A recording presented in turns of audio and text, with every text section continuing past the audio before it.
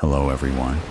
This is not a story for the faint of heart. Today, we will be stepping into the darkness of the most gruesome cases, where evil not only exists, but also leaves bloody and haunting traces. This is Real Gruesome Murder Cases, a series of true stories about murders that made the whole world shudder. If you are ready to face the cold truth in the gruesome corners of humanity, come with me to delve deeper into each case. A perfect Sunday evening, except for the screaming and blood. A few years ago, I crossed Fairmont Street to avoid the sun. Had I been a hardier soul and stayed on the east side of the street, I might not have met the woman of my dreams. But I did cross the street, and I met Vivian. In the fullness of time, we fell in love. We have been together 5 years, and each day seems better than the last. Even today seemed perfect, except for the screaming and the blood. "You take the legs and I'll get the shoulders," Vivian said, as she reached down to grab the upper part of the bound and gagged man. I did as instructed, and we tossed the writhing body in the bed of the pickup truck. It wasn't easy because he was a fat son of a bitch. Jason Mobley, the man currently enjoying the view from the back of the truck, is as sorry a human being as we had ever come across. Without delving into the sordid details of his sins, suffice it to say that he has put more than one person in the ground and collected the insurance payout. Vivian's mom was one of the victims. I stopped the truck and slid out. Vivian and I took out the jack, a hammer, and a rope. Jason's eyes widened at the sight of the rope, and he wriggled in terror, thinking we were going to hang him. No, Jason. What we were going to do will be much worse. The first kiss did it for me. I had kissed plenty of women before, but none had the cool fire of Vivian's lips. A subtle, searching hunger, a slight moan, a soft sigh. I was lost in Vivian from that point on. Moving Jason was much easier now because we could roll him. He kicked at Vivian, but she punched him in the mouth and the kicking ceased. You had to admire a woman who could solve a problem with a punch. I set the loop of the rope under the truck and placed the jack inside the loop. Vivian loosened the nuts on the flat tire. Now I could jack up the truck. The flat tire was tossed into the back of the truck, and the spare tire was left leaning against the bare wheel. The scenario was ready. Okay, Deeds, let's get this overstuffed bastard under the wheel. That's me, Deeds, short for Dee Dee. A name made for trailer park trash like me. Let's take the rag out of his mouth. Maybe he has some final words before we do him in. I may have come from a home that had wheels, but common courtesy should be observed. Vivian grimaced at the suggestion, but complied. "I'll kill you. I'll fucking kill both you whores. Let me go." Vivian kicked him in the ribs. Apparently, Jason Mobley never heard of making one's last words memorable. I squatted down beside Jason. "You're gonna have an accident while changing a flat tire. The jack is gonna slip and you'll be pinned under the truck. The weight will crush you, but you won't die right away." Jason tried to wriggle away, so Vivian kicked him in the crotch. Another effective maneuver by the love of my life. "It'll be slow and painful, Jason. I'm a nurse, so I know how these things go. Your chest will be crushed from the initial blow, and then from the pressure. You'll start spitting blood, but it won't do you any good because you'll drown in it. The blood, I mean. You gotta let me go. I have money, lots of money. I'll give it all to you girls."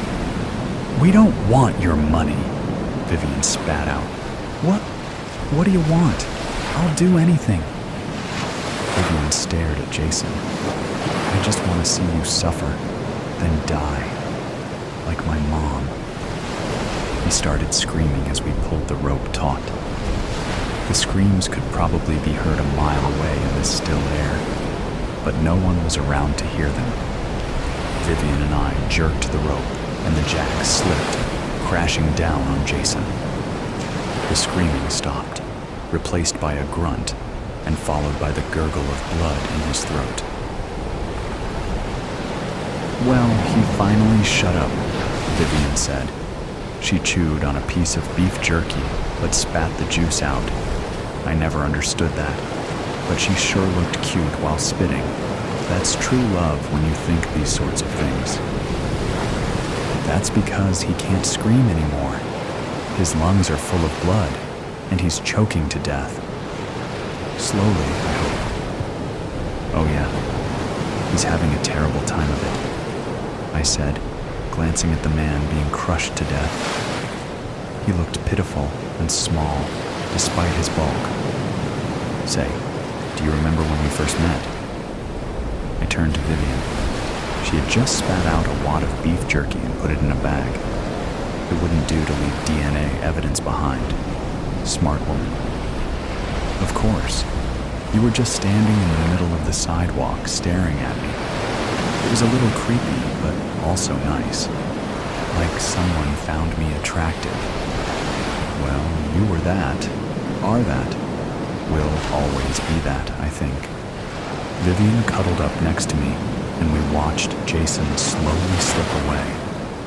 It was terribly romantic, watching someone die while embracing your lover.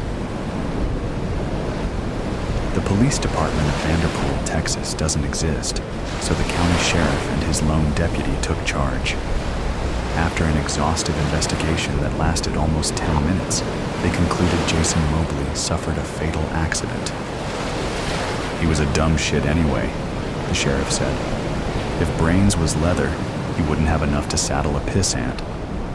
And with that trenchant observation, he and the rest of the world walked away from Jason Mobley. 2 nights later, we were in bed, tired and at peace after some serious canoodling. The scent of jasmine wafted in with the cool breeze, the curtains fluttering in the indecisive light of a waning crescent moon.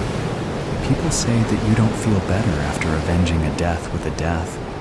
That's bullshit, Deeds. I feel great about it." Vivian lit a cigarette and passed it to me. I took a long drag and handed it back, letting my hand linger on hers. "I don't know that I feel great about it, but I sure don't feel bad about it. I wonder if you feel different about me now." I turned to Vivian and stroked her cheek. Surprisingly, it had tears. Vivian wasn't one of those girls that cried much. The night had gone seriously quiet. Even the curtains stopped making any noise. It was as if they wanted to listen in. "I think we should move in together." Vivian smiled and wiped away her tears before kissing me. Like the first kiss between us, it swallowed me whole without consuming me. "If we do that, all the people around here will call us lesbians." "Viv, we are." She thought about it for a moment before tamping out the cigarette. "Okay, your trailer house or mine?" You would think this was the end of the story, all wrapped up with a happy ending, right? My friends, this is just the beginning. Another perfect evening was slowly ambling its way towards us. Vivian, very fetching in her cutoffs and tank top, sat on a rock and chewed on beef jerky. I was a little jealous that she could look so good after 10 years of living together. I was never what you'd call pretty, and the years spent toiling as a nurse were taking a toll on me. Not to put too fine a point on it, I was looking a little like 10 miles of bad road. I was also feeling my age, which was uncomfortably close to 40. I thought of my future a lot these days. More specifically, I pondered my life as an old lady. Vivian would tell you that I do this too often, and perhaps she's right. Her sunny disposition gives me sunburn because it never lets up. The problem is that she's too pretty. I see others looking at her, and I know what those looks mean. A cold dread squeezes me. A terrible thought gets in my head and stays there. As sure as sugar is sweet, Vivian will leave me one day. Which is why I have to kill her. That's what I tell myself anyway. It isn't easy corralling a rattlesnake. First, you have to find them. Then you have to coax them into a bag without getting bitten. Then you have to feed them and keep them hidden so your victim is caught unawares. I am going to considerable lengths to kill Vivian and make it look like an accident. I hope she appreciates it. Sunday afternoons are hot in August around here, but it starts to cool off around 7 o'clock. When the evening starts to make an appearance, the magic of the area gets serious. This particular Sunday evening was splendid. The wind whispered through the prairie grass and tickled the leaves of the gnarled oaks. Lizards skittered here and there, looking for food or shelter or, perhaps, just a few final rays of sunshine. I tossed my well-kept rattle in the bed of our pickup truck and induced Vivian to come out for a walk. We had our special place about 3 miles down the road. We would often drive there and spend hours walking over the hills and finding a good place to have a late picnic. The picnic usually ended up with us drinking too much cheap wine and getting naked. I hope we didn't traumatize the lizards. And now we come to it. A dastardly deed. Things didn't turn out as planned. I spied on you. Vivian's confession wounded me. How can a person reasonably expect to commit murder when the intended victim is better at it? She had me wrapped up in cellophane, Glad Wrap, BTW, before I knew what was happening. It was a little embarrassing to be put in such a position, but even worse was the betrayal. I should have known, though. She stopped kissing me like she used to kiss me. I never thought it would come to this, Viv, but you kept on getting prettier, and I just got older. Vivian took the bag with the snake from the back of the truck and laid it down by my feet. She knelt next to me and stroked my hair. I could see the tears streaming down her face, and her chest spasmed as she tried not to sob. I still love you, you idiot, but I can't let you kill me. I could argue the point, but I didn't. No use. She held the upper ground, and she had the snake. I eyed the bag distastefully. Vivian saw me and understood. Probably not a very pleasant way to go, but it's what you had planned for me. True enough, my journey in life is over. I know that because I know Vivian.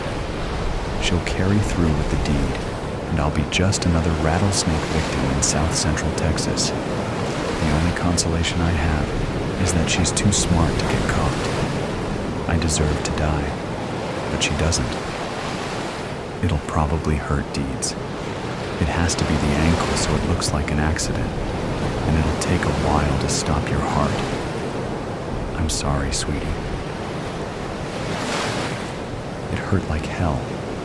This is my last bit of writing because my hands are starting to tremble. Like Jason Mobley, I don't have any high-minded final words. I just wish the bitch hadn't outfoxed me. Vivian's narrative. Deeds forgave me for what I had to do. I know this because we kissed one last time, right before the snake bite. It was the same as the first time she kissed me. I can't describe things as well as her, but when she kisses me like she means it, the feeling of her love lingers long after the lips separate. I'm gonna miss her like hell, cuts like a knife. I look at the sign over the door. Bovo Historical Society, my new home. I am now an artifact, a historical thing. How have I gotten to be this old, this obsolete? Does anyone even use grinding wheels anymore to sharpen things? It has been a long time since I have felt anyone's hands on me. Prior to coming here, I had been sitting in a dusty old barn for years, unused, unloved. That is, until someone decided to move me. A tattooed young man wearing an earring, a stranger to me, threw me in the back of his pickup and brought me here, dropping me off unceremoniously at the front door. He then sped away as if he were relieved to be rid of me. I have to say that hurt my feelings. He slammed me down and didn't even say goodbye before speeding away in his monster truck with the jacked up wheels and loud muffler. I try to look on the bright side. No use crying. Tears might make my metal frame and seat rust, although my heavy stone will be no worse for the wear. Chin up, I tell myself. At least now that I'm here, occupying a place of honor by the front door, perhaps I will be looked at and admired, if not used. I look around and spot other artifacts nearby, my peers. The first thing I notice is a horse plow, the kind that has a platform, really just a metal square, for its driver to stand upon while he steers the horses. I remember, back in the day, when my master had one just like it, pulled by giant, strong horses, a breed called Percherons. I remember it was a long, slow process. The horses were very strong, but sometimes hard to control. Nevertheless, the plow did a remarkable job, plowing deep, even furrows in the rocky soil. Next to the plow, there is an ancient piano with scrolled curlicues and whirls carved into its polished mahogany woodwork. There is no rhyme or reason to this crazy museum. Outdoor farm equipment is jumbled together with indoor furniture and other sundry items. The piano's deep, dark, polished wood is still in good shape, but the ivory has worn off its keys, making the keyboard look like a person with blackened or missing teeth. I suspect the piano needs tuning. I wonder if it even can be played. It looks like the kind of piano that has been sitting for years in someone's dark basement, with mice possibly making a nest inside. Alongside the piano, I spot a spinning wheel with a foot pedal, an ancient freestanding gas oven and stove with spindly legs, a roll-top desk along with an inkwell and feathered pen missing some of its quills, and other ancient worn items too numerous to mention. Like the spinning wheel, I also have a wheel, a circular, thick, heavy stone. The wheel is activated by a foot pedal, which causes it to spin and sharpen things into a fine point. The person doing the sharpening has to bend down and press the object firmly into my wheel for an extended period of time. It's a little bit like riding a bizarre bicycle. The ride is sometimes long and arduous. The user has to be patient, giving rise to the old saying of keeping one's nose to the grindstone to achieve good results. Back in the day, I was used to sharpen knives, axes, saws, really all kinds of things. It has been a very long time, however, since anyone has used me to sharpen anything. I honestly can't remember the last time I felt cold metal of any kind pressing into my hard stone. I am now over 100 years old, but am still in great shape, if I do say so myself. Still firm, solid. I can still sharpen with the best of them. I stand ready and willing to sharpen whatever comes my way, although I should have learned my lesson based on my past mistakes. I wonder idly if anyone cares about my abilities. What will they write on my informational placard? Will anyone even read it? Every object in the museum has a brief description displayed. I imagine the curator of the museum probably will stick to brief facts. How old I am, who owned me, what kinds of things I sharpened long ago. I think my viewers deserve a more exciting story, however. They deserve to know the truth. I should really write that story myself. Maybe I'm a tad conceited, but I would like everyone to sit up and take notice of what I can do. The results that can be achieved with a sharp tool or weapon. The the results you see are really quite astounding and deadly. Once upon a time, a very long time ago, I sharpened something to a very fine, edgy point. That point was used for something dangerous. Although I am proud of my abilities, I must confess that I feel somewhat guilty about the whole thing. I guess you could say I was an accessory to a crime.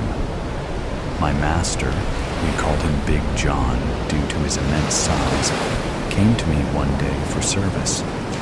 He bent over me for hours, keeping his nose to the proverbial and actual grindstone, sharpening his favorite knife into a razor-fine point. The knife had a long, hooked blade. He kept it in a black leather sheath in the pocket of his overalls. It didn't look like the kind of knife a farmer should carry. It wasn't a knife for whittling, or cutting branches or barbed wire, or even gutting the catfish that swam in our creek. No, that knife was a weapon he kept in his pocket just in case. Big John was a hothead, you see, the type of man who always believed in carrying a weapon, convinced that he might one day need it. He was also on the prowl, not for a perceived enemy, but for a wife.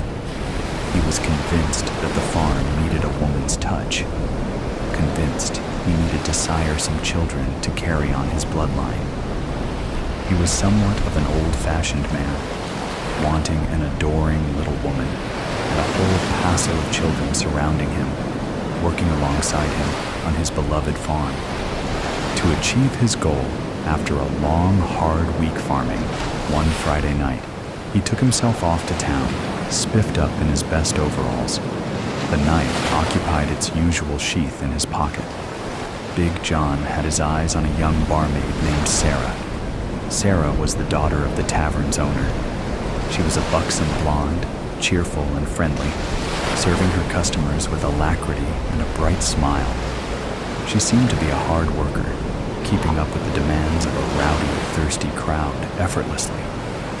Clad in a low-cut, frilled blouse and a flouncy skirt, she immediately caught Big John's attention. Being a practical man and a farmer, he noted with approval her broad, childbearing hips, swishing along as she carried a wooden tray filled with heavy steins of beer.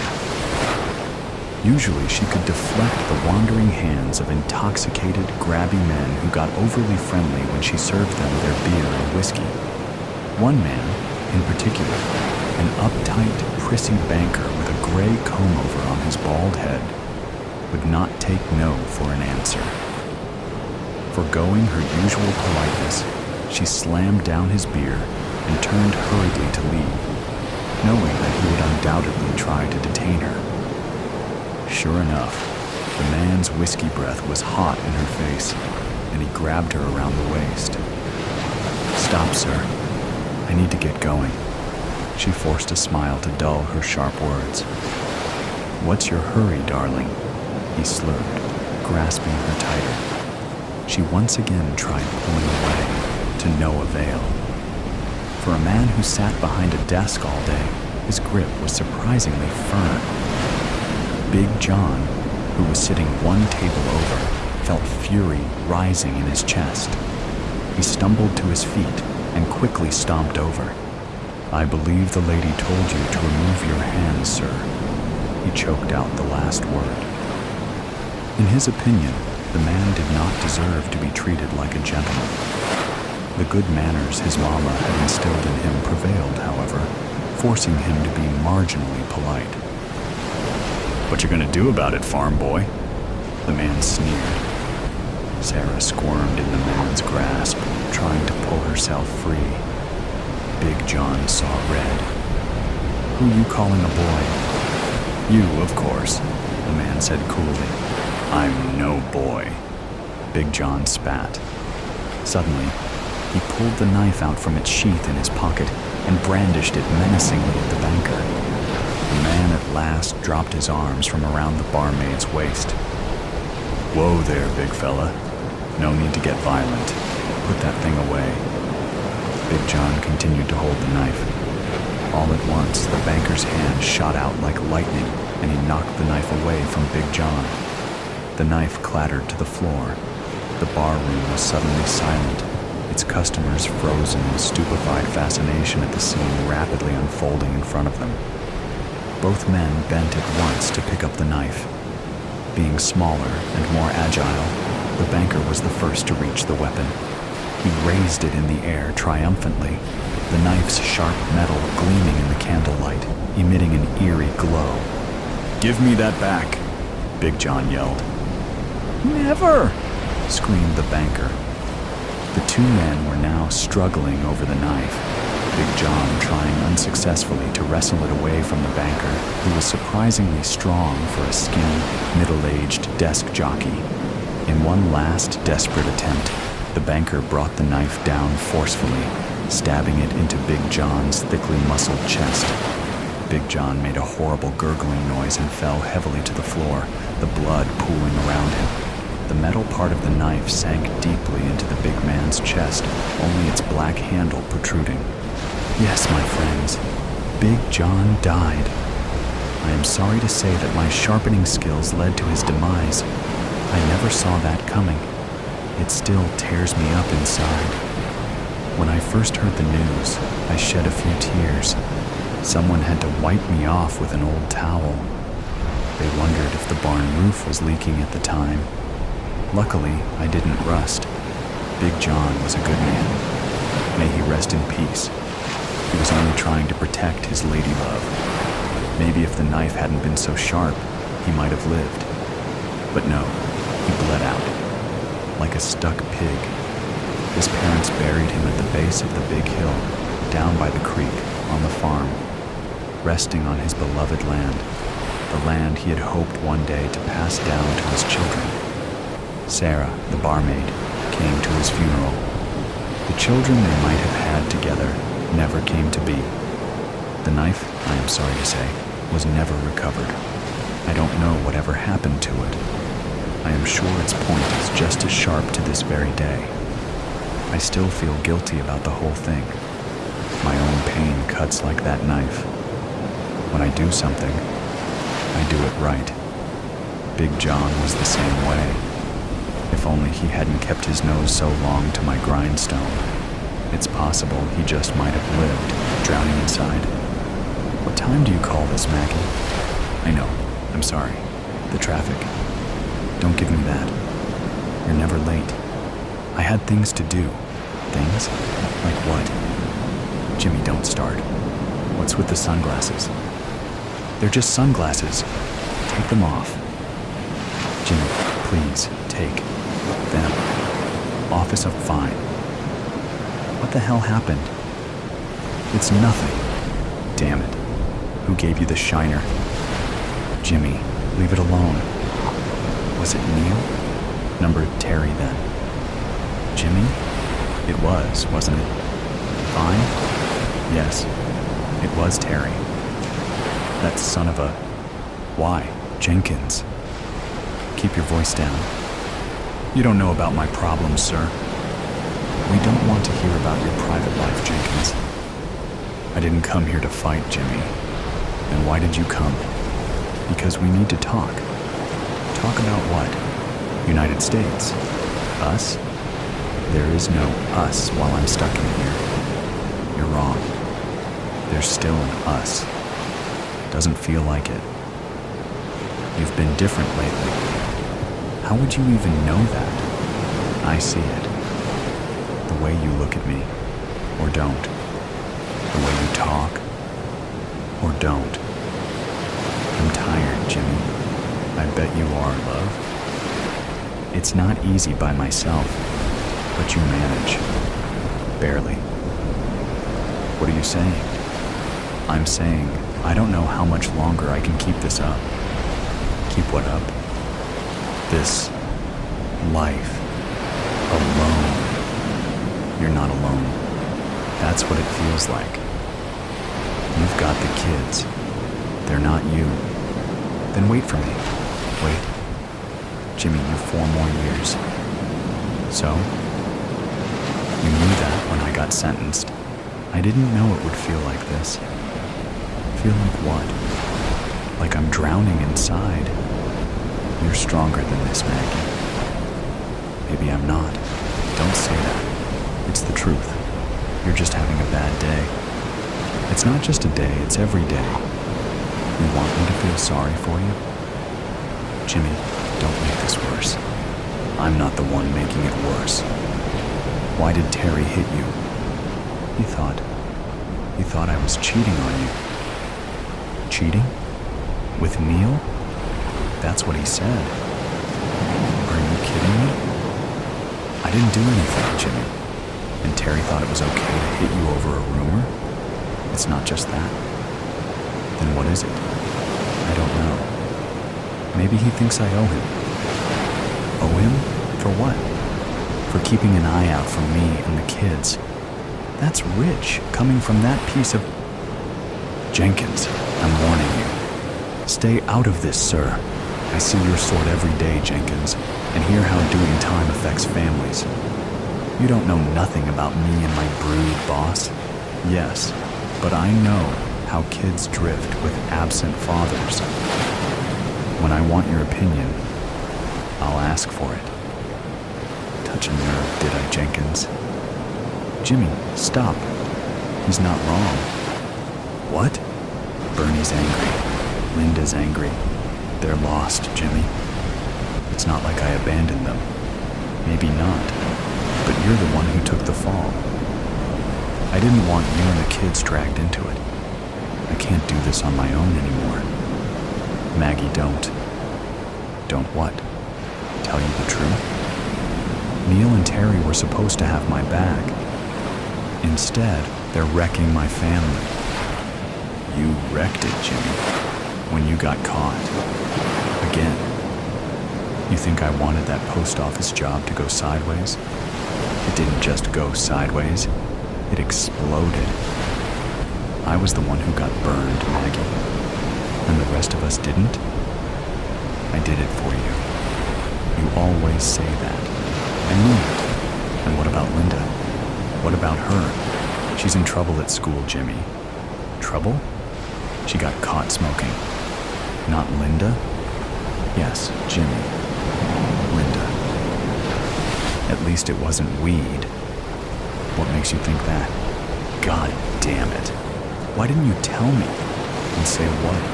That I can't handle my own daughter? Maybe I could have talked to her and told her.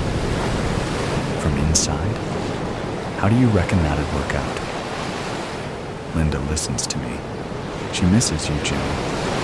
I miss her too. She's angry. At me. At the world. Linda feels abandoned. But I haven't forgotten about her. She doesn't see it that way. What am I supposed to do, Maggie? Maybe you should have thought about that before taking on another job. I didn't plan for things to go wrong, but they always do. This was supposed to be my last job. That's what you said last time. I mean it this time. Linda doesn't believe in you anymore. Don't say that. It's true. She was a daddy's girl, and now she's street smart, and now she's fallen in with a bad crowd. I hate missing her grow up. Then why do you keep ending up in here? I don't know. Yes, you do. It's the life, Maggie. Then change it. You know it's not easy. It's easier than losing your family. You make it sound so simple, Maggie. I'm serious, Jimmy. It's your choice. You're giving up on us? I'll survive. Without me, without Neil, without Terry, without all of this. Give me a chance. I'll fix it. I don't think you can. I can. I will. Jimmy. Maggie, I swear to you, I'll get out and I'll make it right. How? I'll get out of the life. For you. For Linda. I've heard it all before. This time I mean it. You better, Jimmy. Maggie? There's something else, isn't there? What do you mean? The bruise, the sunglasses? You've been crying. There's more. It's Bernie. Bernie's tough. He'll be fine. He wasn't fine last night when he crashed his motorbike. What happened? He's in the West Middlesex. Why didn't you tell me sooner? You've enough to worry about. But he's my son, Maggie. Your son? He barely talks about you. What do you mean, he? You two never got along. That's not true. It is, Jimmy. He's angry, just like Linda. Is he going to be all right? The doctors think so. What happened? He saw the bruise. He got angry. Went out on his bike to blow off steam and lost control.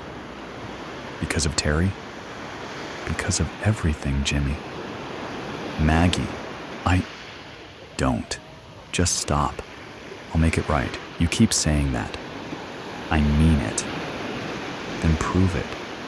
Time's up, people. Let's be having you. Maggie, please, don't give up on us. You know I can't promise that. You can't leave me now. Goodbye, Jimmy. I'll change. We'll see. Just another dead girl underwater. Trigger warning. Implications of death, violence, and sexual harassment. By the time the fisherman finds me, I will have been dead for 33 hours, 6 minutes, and 29 seconds. 18 hours since the police declared me missing. 15 hours since Zoe told my biology teacher that my tent was empty, that I hadn't returned from the party we'd snuck out to the night before. Careful, quiet, every twig a possible snitch. It was exhilarating, our hearts pounding, the smell of pine and seaweed thick in the air, and the moon a perfectly curved sickle. Zoe held my sweaty hand and didn't let go until we'd passed the tents and joined the others by the lake.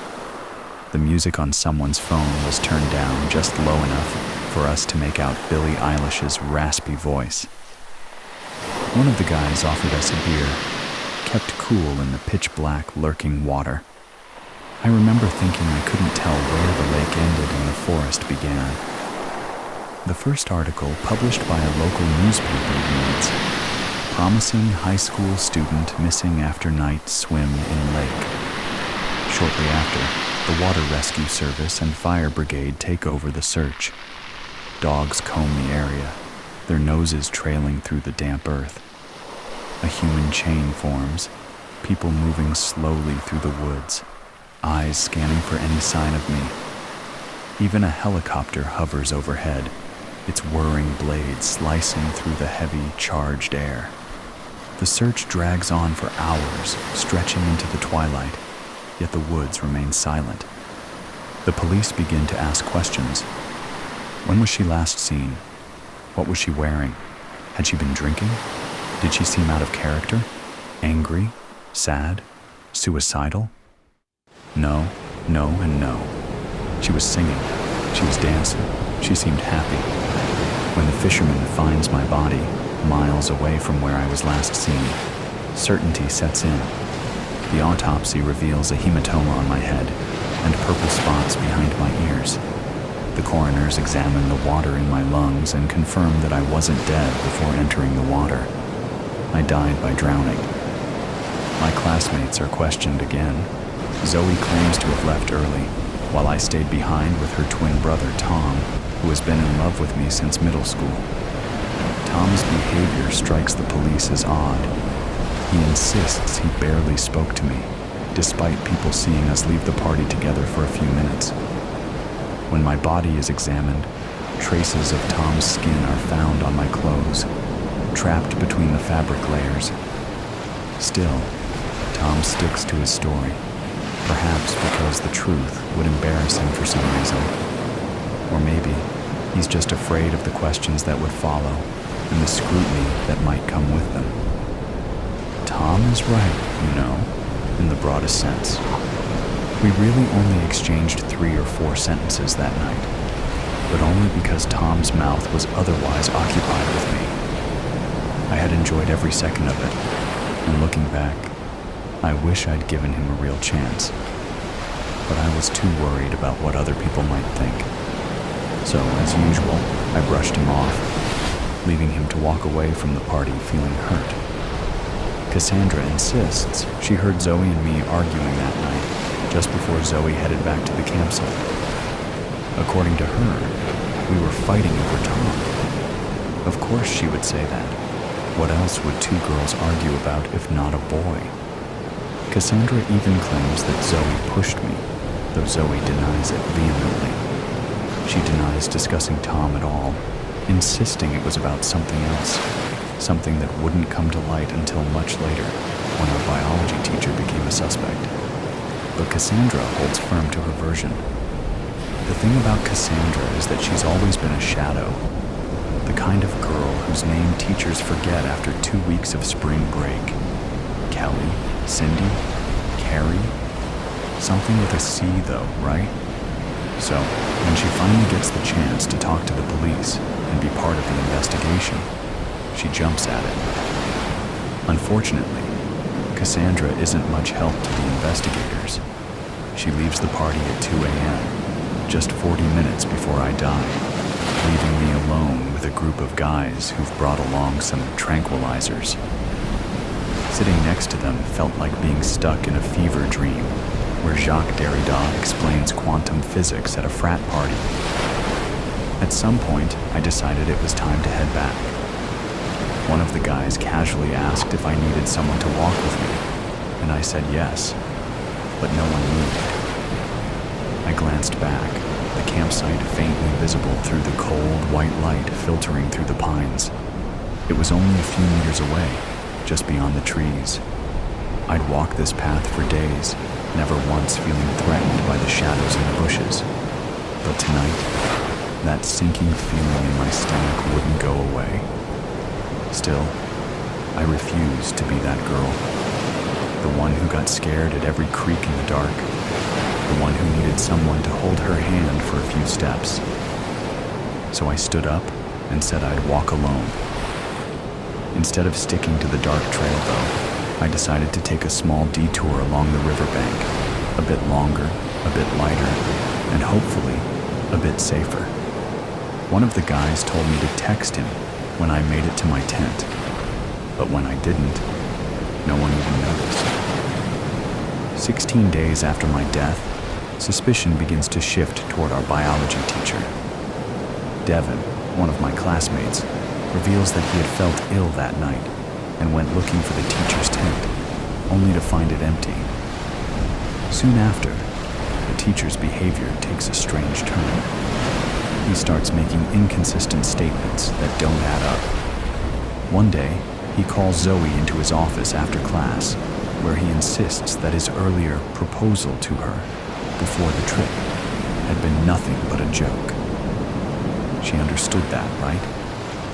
It was sarcasm, he says, claiming that what he really meant was that if she wanted to improve her grades, she should consider attending a tutoring service.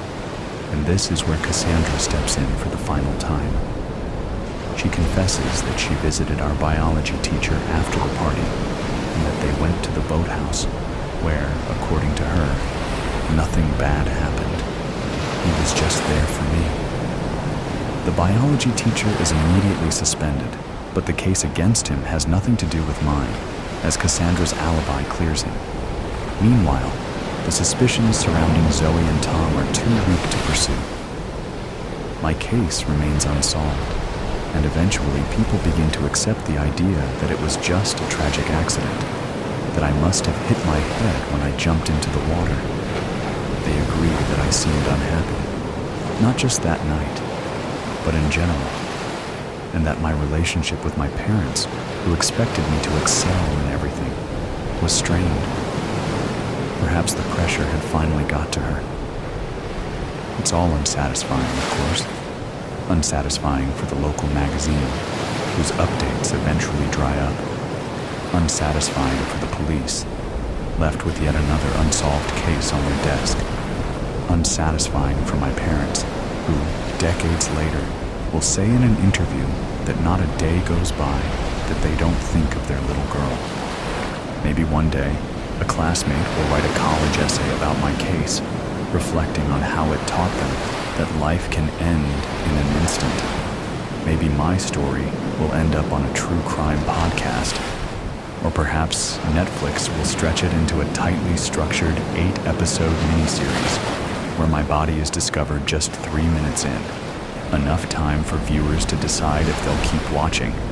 Or maybe none of this happens and I'll fade away, like countless other women who are silenced every day simply for being born the wrong sex. It doesn't matter who profits from my story. It doesn't even matter if they eventually find the 2 men I crossed paths with on my way back to the campsite in the wrong place at the wrong time. None of this matters, because in the end, I'm just another dead girl underwater, dig deep. Other than a faint glow coming from one of the back rooms, the town's charity shop was in darkness, its front door firmly closed. Although it had opened in 1985, the building had been used commercially since the 1800s, when it had variously been a pharmacy, a bank, and a tavern. The shop was close to the river in Marpleton, a pleasant English market town which had once been home to a nearby priory. In ancient times, monks had wandered back and forth to sell their wares at a market which still existed in diminished form across the road. Regulars were now peering through the shop window, but the main lights stayed off. A few of the shop's helpers were huddled in the back room. Patrick, the treasurer, had collected the spare keys from the greengrocer to let them in. The gatherers were addressing one topic, namely, why their long-serving manager, Rhea, had failed to open up the day before. "I just can't understand it," Ivy, one of the shop's founding members, said. "I've never known her not to turn up, unless she's on holiday. In all the years I've known Rhea, she's never had a day's sickness." "Wasn't she going to New Zealand to visit her sister?" Patrick asked. "She was, but not until the following week. It's in the shop diary. Here, take a look." Ivy tapped the relevant pages meaningfully. "I'm not doubting you, Ivy, but she may have got the dates wrong. She wasn't in the habit of making mistakes." Ivy's loyalty knew no bounds. Patrick adopted a different approach. "You've tried Rhea's landline, I take it?" "Several times. Each time it went straight to answer phone." "Right. Still, I expect we're worrying over nothing. But you have to admit she has been a bit distracted lately," someone piped up. Patrick turned to Silvana hopefully, but she shook her head. "I've tried her on her mobile, but nothing." Silvana was a refugee who had joined the shop 2 years earlier. Since Rhea had taken her under her wing when she first came to England, her English had improved markedly. Silvana had been on the verge of admitting her true feelings for Rhea. Reality had crushed the likelihood of her returning to her homeland anytime soon and been replaced by something entirely unexpected. An overwhelming love for another human being. Silvana's great wish was to know whether that love was returned. Rhea clearly liked her, but was it worth risking their friendship for more? The path to such an admission seemed littered with obstacles. Now, the mystery of Rhea's whereabouts could be added to an already growing list. "Did Rhea say anything about changing her holiday plans, Silvana?" Patrick asked, determined to get to the bottom of things. "Number I went to her house for my lesson last Wednesday. She told me she'd be away all next week." Silvana had considered the matter carefully. "Yes, that is so." Patrick said. "I guess I'll have to contact the area manager about reopening the shop." "You'll need to do that. Volunteer phone numbers are stored in the locked cabinet, and only Rhea has the key," Ivy interjected. "Head office have contact numbers too." Everyone knew Rhea always carried a set of keys on a fob attached to a waistband. Patrick joked she secretly had a cellar key for the shop's more trying customers, to which he'd received an enigmatic smile. The actual cellar key had supposedly vanished in the mists of time. Certainly, There was no call to use the cellar with ample storage space elsewhere. In any case, the cellar door was kept permanently locked, preventing anyone getting trapped if there was a fire. Patrick scrutinized the rota sheets. Maybe Judd would be willing to help if we reopen the shop, he suggested. Silvana, who distrusted Judd, said nothing. 3 months earlier, dressed in black jeans and hoodie and trailed by a mournful cocker spaniel, Judd had shown up to inquire about volunteering. When Silvana had bent to pat his dog, it had backed off, whimpering. She gets nervous around new people, Judd had explained. Tucking away the banking money, Patrick had gone to fetch Rhea. A young man's inquiring about volunteering, he'd told her. Shall I send him through? What's he like? Rhea was wearily tapping information into the computer at her desk. He seems pleasant enough. His dog's rather nervous. Rhea massaged her aching neck. Send him through, she said. Rhea had confided in Silvana about her difficulty in getting references for Judd Dig Deep.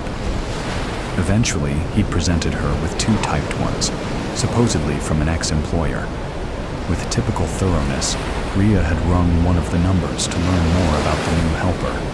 When a voice answered sounding suspiciously like Judd's, she'd intended to investigate further. However, other things had intervened.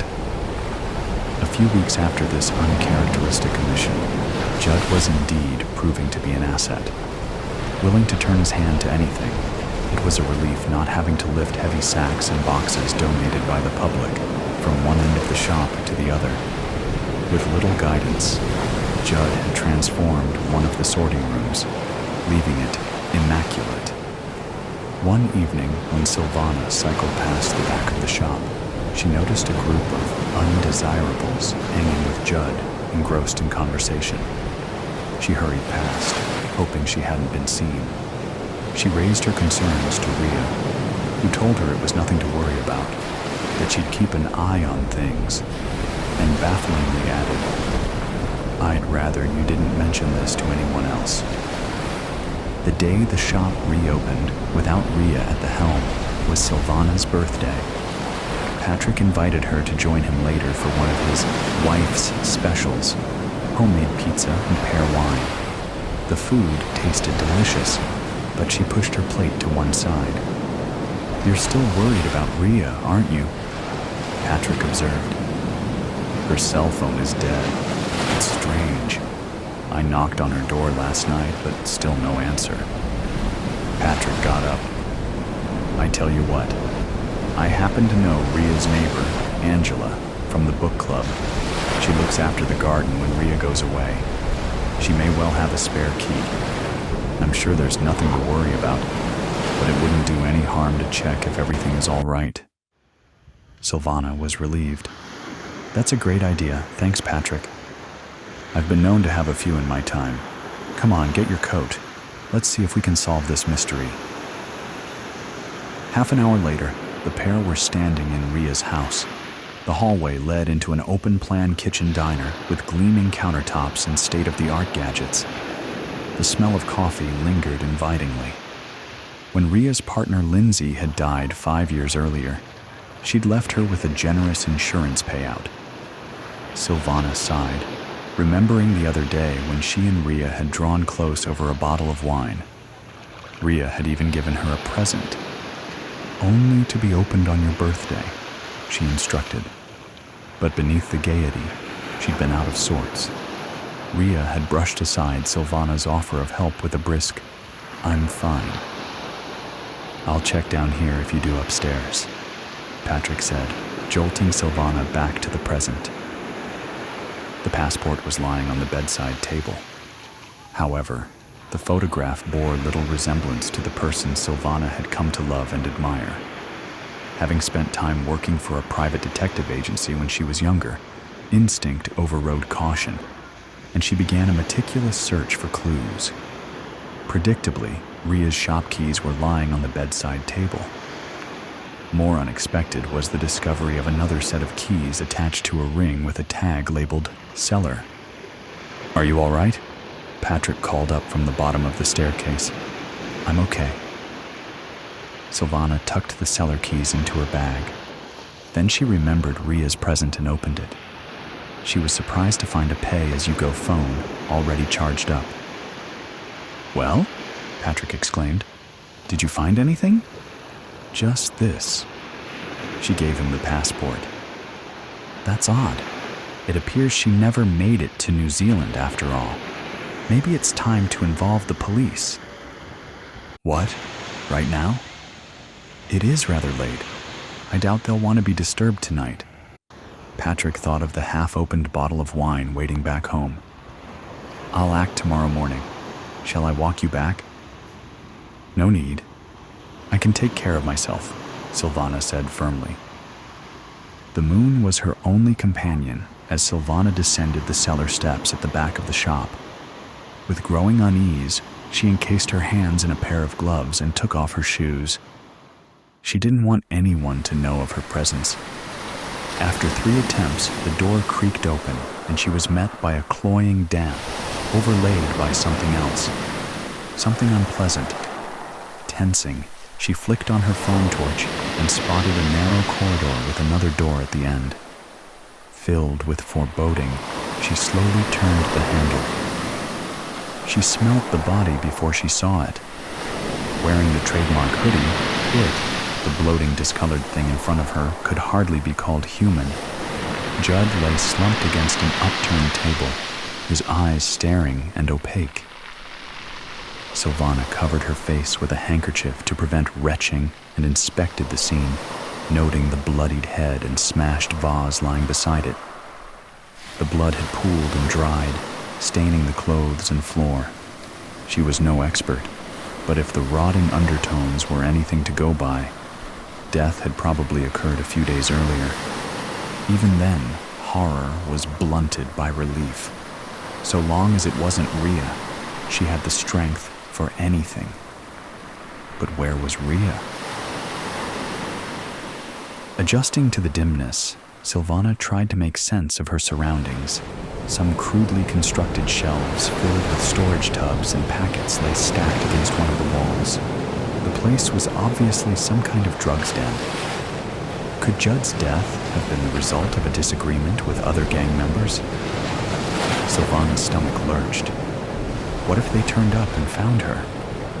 She'd only just locked the cellar door and picked up her shoes when she heard voices on the driveway. Somehow, she managed to scramble behind one of the bins underneath the fire escape. Hardly daring to breathe, she waited until the scuffling feet passed and the gang disappeared down the cellar steps. Then she bolted into the night as fast as her trembling legs would carry her. She would decide what to do when she got home. Halfway across the town's park, muffled ringtones came from her bag. "Silvana?" The voice was clear as day at the other end of the line. "Ria, is it really you? Thank God. Are you all right? Where are you calling from? Talk to me." "If I tell you, you must keep it to yourself," Ria said urgently. "Of course. By the way, I have your keys." "The shop keys?" "The cellar keys. Long story. I have just been down there. I found him. Judd. Dead. It was horrible." Silvana began to laugh hysterically as the shock kicked in. "You went into the cellar?" Ria repeated. "Why?" "I needed to know if you were all right. I was so afraid I was going to find you, not him. When I saw your passport, I knew you couldn't have gone abroad, that something must have happened. I didn't get the chance." "What happened?" "I will tell you, but not now. Not on the phone." "Patrick is planning to go to the police tomorrow about your passport," Ria asked. "Did you touch anything when you went into the cellar? Did you touch him?" "No." Silvana's teeth were chattering from shock. "It's cold outside. I was wearing gloves. But what do you know about Judd?" "Why were you wearing gloves?" "I don't know. I had a bad feeling. I didn't want to be implicated in anything. Back home, I once worked at a detective agency. I learned about not touching crime scenes. You may want to call the police, Rhea said. But please, can I ask you not to tell them I got in contact or about me giving you the phone? We'll meet soon. That is, if you want to. I'll understand if you don't want anything more to do with me. Of course I want to meet you.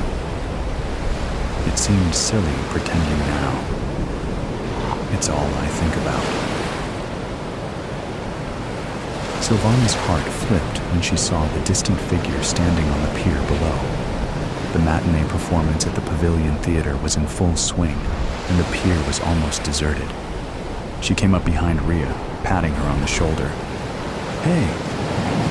Rhea turned, instantly relaxing when she saw her friend. "Hey!"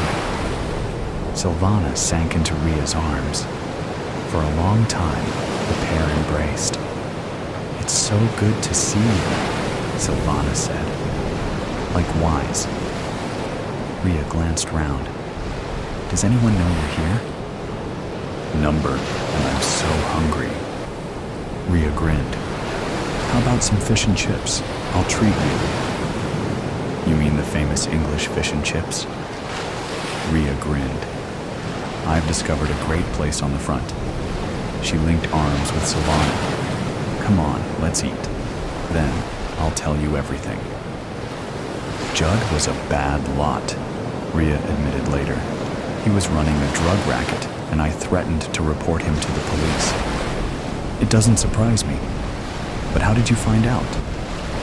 "Not long after I joined the shop, I was cleaning up one of the back rooms and came across a discarded cabinet. There were 2 sets of cellar keys in it. I never told anyone about them, partly because I didn't want a lot of fuss.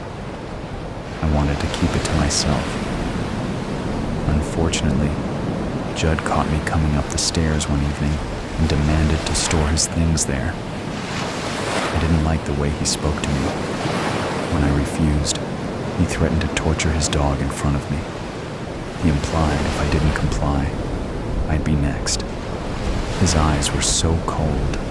For the second time in my life, I felt real fear. There would be time enough to ask about the first time, Silvana thought, clasping Rhea's hand. "I'm afraid there's more," Rhea said dully. "You probably won't want anything to do with me when you hear the rest." Silvana clutched Rhea's hand more tightly. She'd come too far to be brushed aside. "Why don't you let me be the judge of that?" she said firmly. "Whatever it is, we'll bear it together. You see, I love you. I need you to know that." "You do?" For a moment, Rhea's face shone. "That's a relief," she said, laughing. "I thought it was just me." "Did you?" Silvana laughed too. "I may have had my suspicions, but I didn't want to say anything." "Oh, I'm so happy," Silvana said. "But hold your horses before we get carried away," Rhea warned. "Hold my horses?" An English expression. It means don't count your chickens. "Count my chickens?" "Silvana, my love, let me finish my story before you say anything." "Okay, sorry." Silvana nibbled a stray chip. Rhea was smiling in spite of everything. "In the end, I couldn't stand being held to ransom by a bully like Judd. A few days ago, I foolishly decided to confront him in the cellar. He went to grab a knife from the table. There was an old jar on one of the shelves, and as he turned, I smashed it over his head." She shuddered. "I couldn't tell you all this, but I made sure you had the phone before I left. I hoped you'd stay in touch. The day after, I headed here, not wanting to be traced. I paid for everything with cash." "But surely the police will realize you only acted in self-defense," Silvana insisted. "Perhaps I should have gone to them straight away, but I couldn't face it." Rhea's hesitation was palpable. "Especially considering..." "Considering what?" In spite of the warmth between them, Silvana felt a sudden chill, like someone walking over a grave. "What aren't you telling me?" Ria's voice broke. "I'm terminally ill. At best, I only have months to live. At worst, it will be weeks. I have all the medication I need. I just want to spend my last days in a place with happy memories." I can't believe it. But Silvana knew Ria was speaking the truth. She tried to disguise her anguish. "How long have you known?" she whispered. "I only found out for certain the day before Judd threatened me in the cellar. Maybe I wasn't thinking straight. I should have told the police everything long before, but by then I was in too deep. I'm going to stay with you." Silvana had never been more certain of anything. Ria shook her head. "Stay with me tonight and go back tomorrow. It won't be long before the police check the cellar. It will look odd if you're not there. I have every faith in your survival skills. Look how far you've come. In the meantime, there's something I want you to have." "What is it?" Ria handed Silvana 2 envelopes. Inside one is a plan of the cellar. After years of searching, I think I may have finally uncovered the sealed entrance to a tunnel leading to the old priory. My father was a historian and suspected there might be one near the Shah. The other is a copy of my will. It's my final and dearest wish to make your life better when I've gone. Book of Hours. Manuscripts are from the devil, I'd been told, but I felt it too. Evil emanating out like heat from a fire. I wrapped it in cloth to be safe, tucked it in my satchel, and now I wait. I had a few hours, enough time I'm sure before my master discovered my absence and my theft. I drank my beer down to forget the past, to focus on my future, my hope brightening the walls of the dark public house. My eyes followed Evelyn as she moved around me, cleaning up from the night before.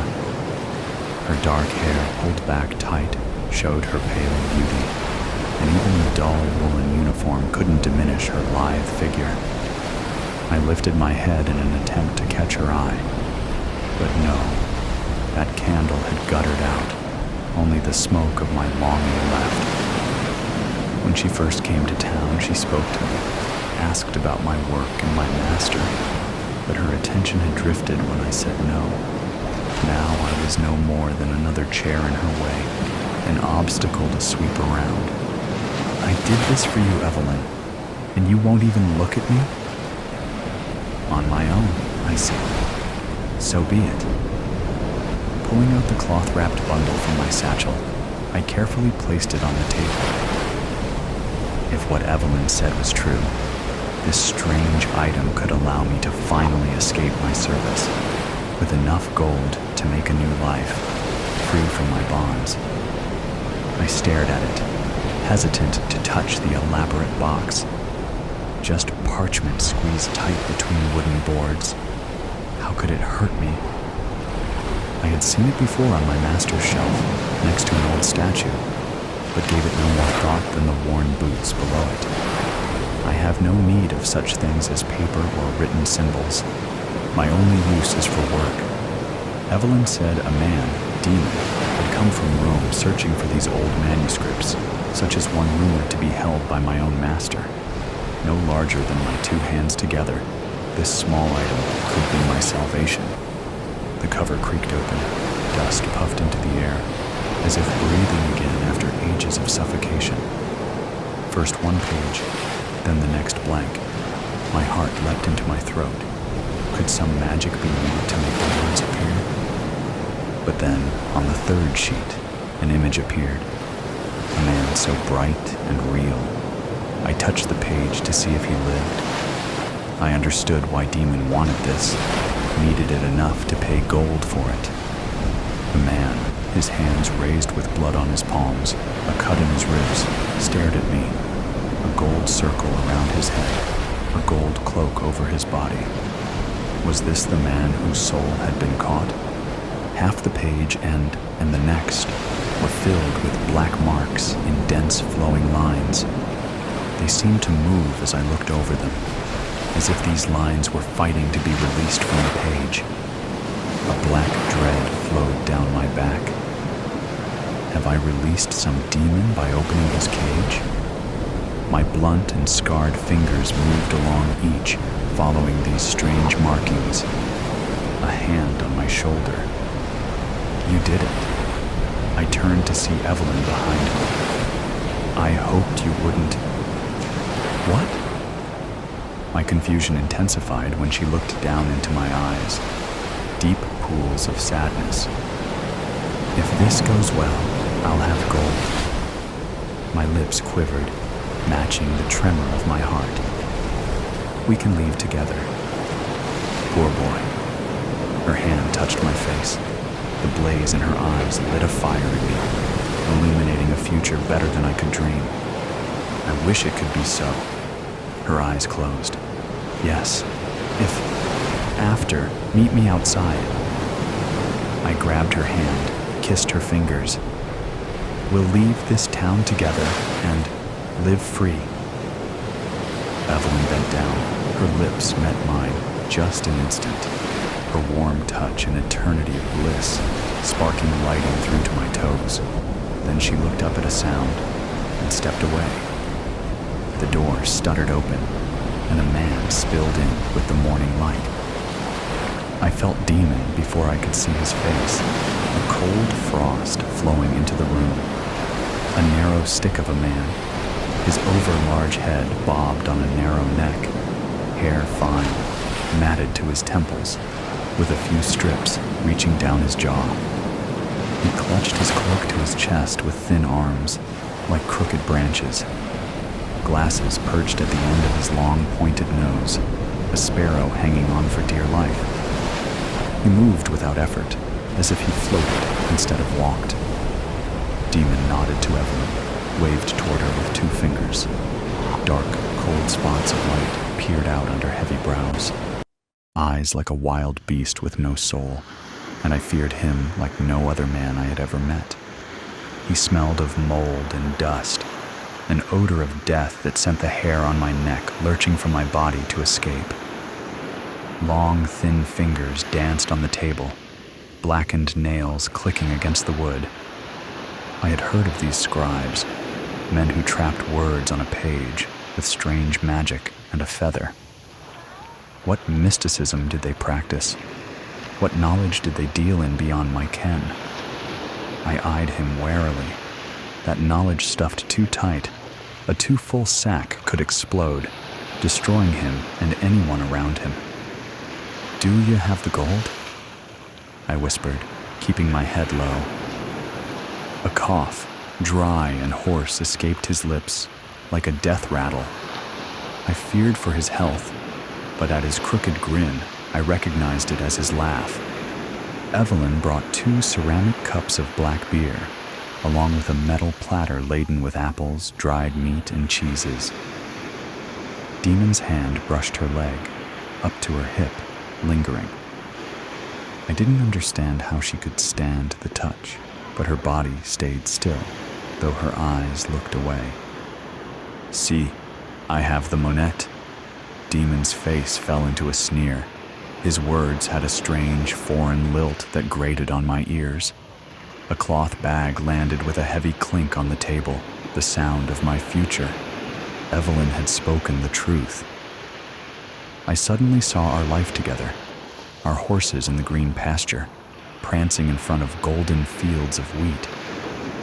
Evelyn stood at my side, holding a draught of beer for me and my pipe. Our young children laughing around us. I tried to count their little heads. Were there 8 or 10? You have il manoscritto? Demon interrupted. I looked around the empty room before I placed the bundle on the table. I felt lighter having passed it on.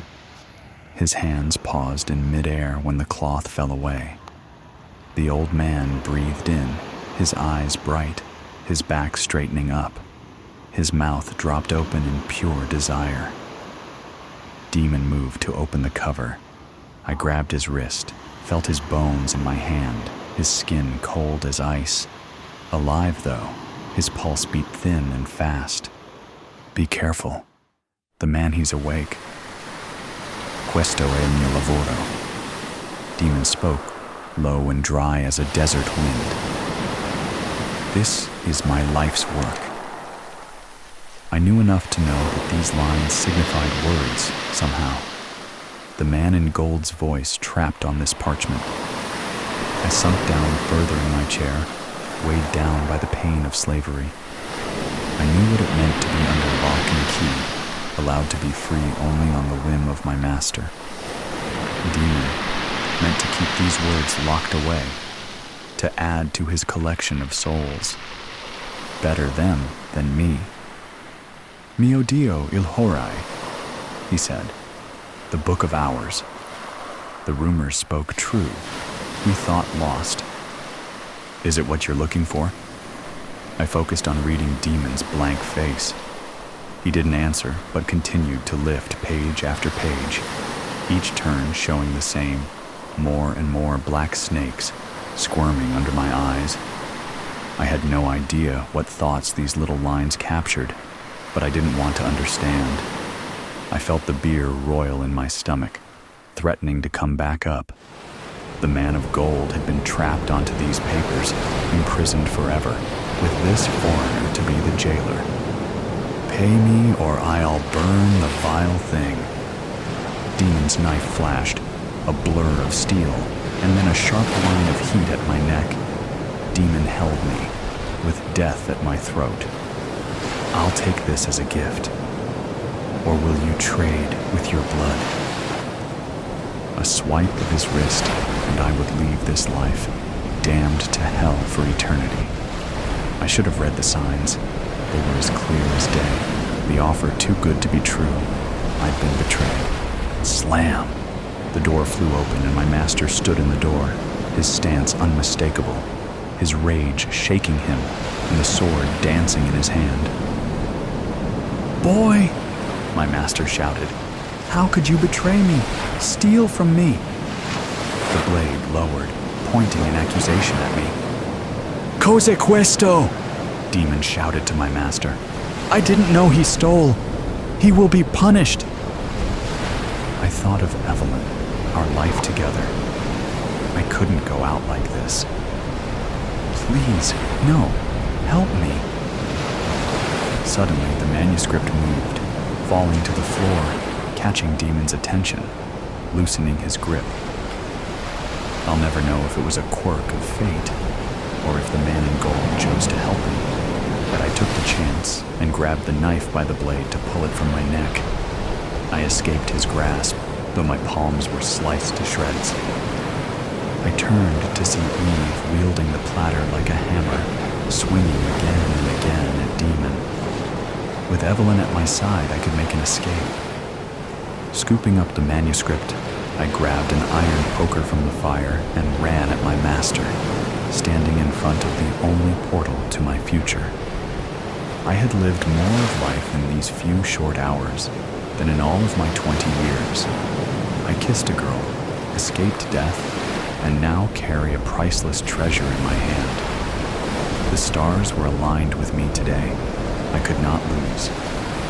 Anger at all the scars, all the pain this man caused powered my arm. I swung my war axe for a killing blow to his head. My master took a simple step, dodged my weapon, and I felt his blade in my side. I'm invincible! I screamed as I fell out the front door, the manuscript tumbling from my hand. If only I could find my love, Evelyn, then we can meet our future together. I looked at my hands, covered in blood, my life pouring out of my side. As I fell, a flash of recognition. The man in gold. I opened my eyes to see Evelyn above me, her face more beautiful than anything I deserve. Is this heaven? No, not yet, she said. Soon enough. She picked up the manuscript from the ground. That, I gestured to it. The man in gold. He needs to be set free, I said, out of breath. That devil will take him. Men are the devil. I learned that where I was raised in the monastery, as a servant, and then her jaw clenched. A brother taught me my letters. Now I work for Demon. My world is small and hard. But when I open this, read these words, I release the spirit, and I escape this life, even if only for a few moments. Do you believe? He saved me. I closed my eyes. I saw the horses in the green pasture, golden fields of wheat. The man in gold stood with me as Evelyn read to us, her words flowing on a breeze. I am finally free. When the righteous cry for help, the Lord hears and rescues them from all their troubles with thumping. The museum's intercom crackled on with train station static. Hello, Norval Museum. I ducked at the sound, trying to escape it, cracking my eardrums. He spoke fast, like a sports announcer, at the most critical part of the game. Welcome to your nightly broadcast from your favorite night guard. As always, we must get the boring things out of the way before we have some fun. His voice trailed up and down with the meter of a radio host. It was well practiced.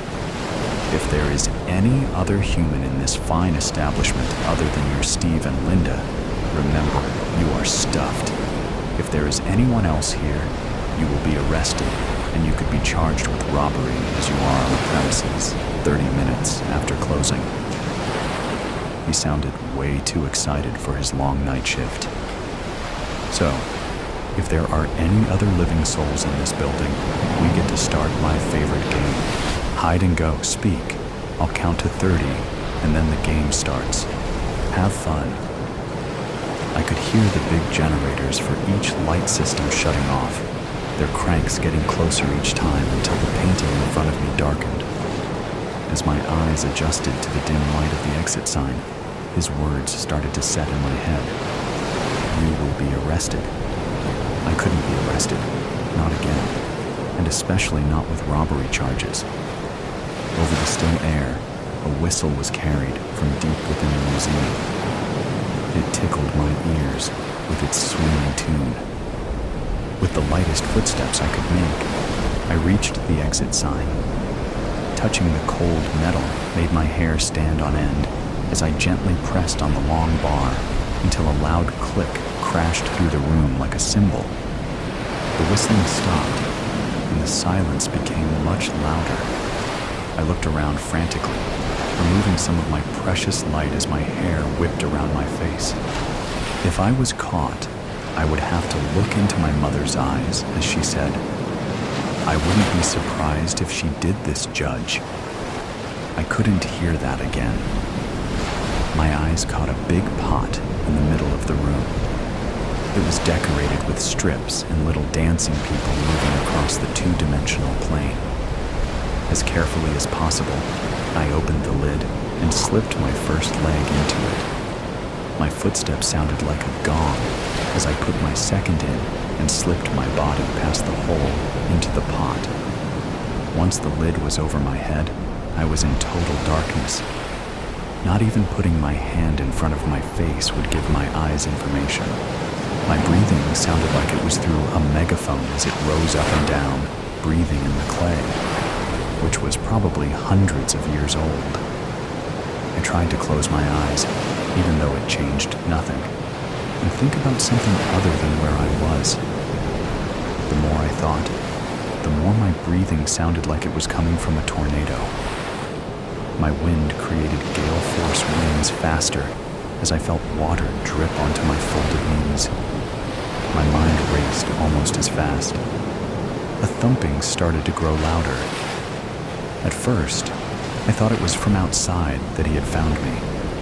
It kept getting faster, like he was running in place right outside my pot, teasing me with the promise of captivity, playing with me, just like his stupid voice played up and down like a carousel. Put a hand over my mouth to quiet my breath.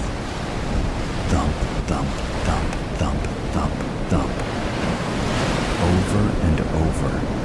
incessant heartbeat. His feet went up and down and up and down. For minutes, his feet went on, just right outside my pot. The drips on my knees were getting bigger and more frequent, adding another sound to my existence. At any moment, he could just open the lid and get this all over with, but he was choosing to mess with me. Thump drip, thump drip, over and over, faster and faster. I couldn't control my breath, and what did it matter if he was going to torment me? He knew I was there. All he had to do was open the lid and let the red light in. Let it flood in and wash over my face like a river, rinse away the guilt for just a brief moment. Instead, he chose to mess with me. He chose to step and step just outside my reach. I could barely control myself. I started to rock back and forth, and with me, the pot. Thump, drip, clang, thump, drip, clang. I couldn't do it again. I didn't want to do it again. But when if he opened that lid, I would have to. He deserved it for stepping over and over. His never ending. Thump, thump, thump. My legs started to tingle with anticipation. I could feel the adrenaline pumping through my veins. My breath got faster as I stared at where I guessed the lid was. My pot rocked back and forth with me, getting ready for his fly-like hands to lift the lid. That's all he was, just a disgusting fly. But all he did was thump, thump, thump. I felt even more adrenaline burst through me as the rocking got faster. My breath got faster, and his shoes got faster. I have to. He'll get me if I don't. I have to. Rung through my head as the thump, thump, drip, thump, thump, clang rang on. A new sound sounded as a voice called out from the other side of the pot's walls. "Hey!" Another shot of adrenaline cracked open like lightning, and I could feel my legs practically vibrating from the sound. The thumping from his shoes meeting the hardwood floor, my breath at record-breaking speeds, the rocking only being contained by my leans, and drip dripping that reminded my legs to be ready.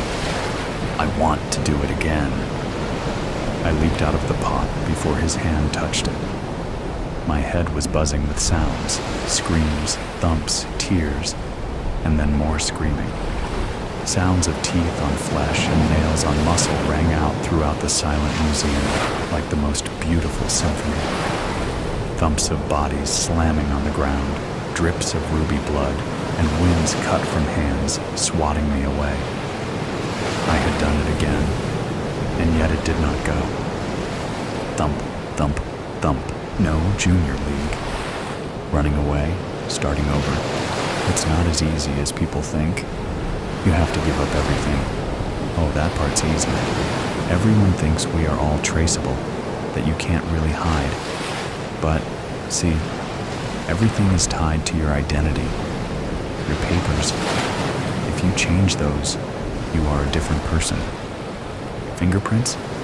If they're in the system, if you've ever been fingerprinted, it's a little trickier. But it can be done.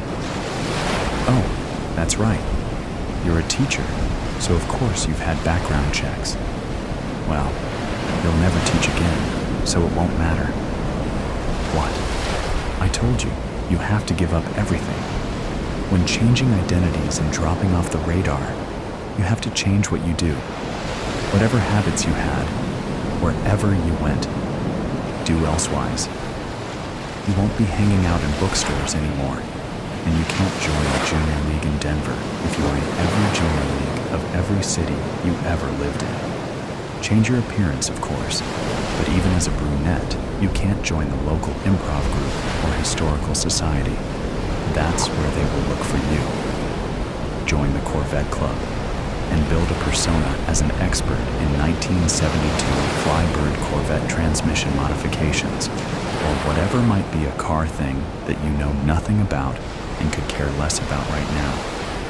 You can join the Quilt Club, or the Daughters of the Mayflower, I guess.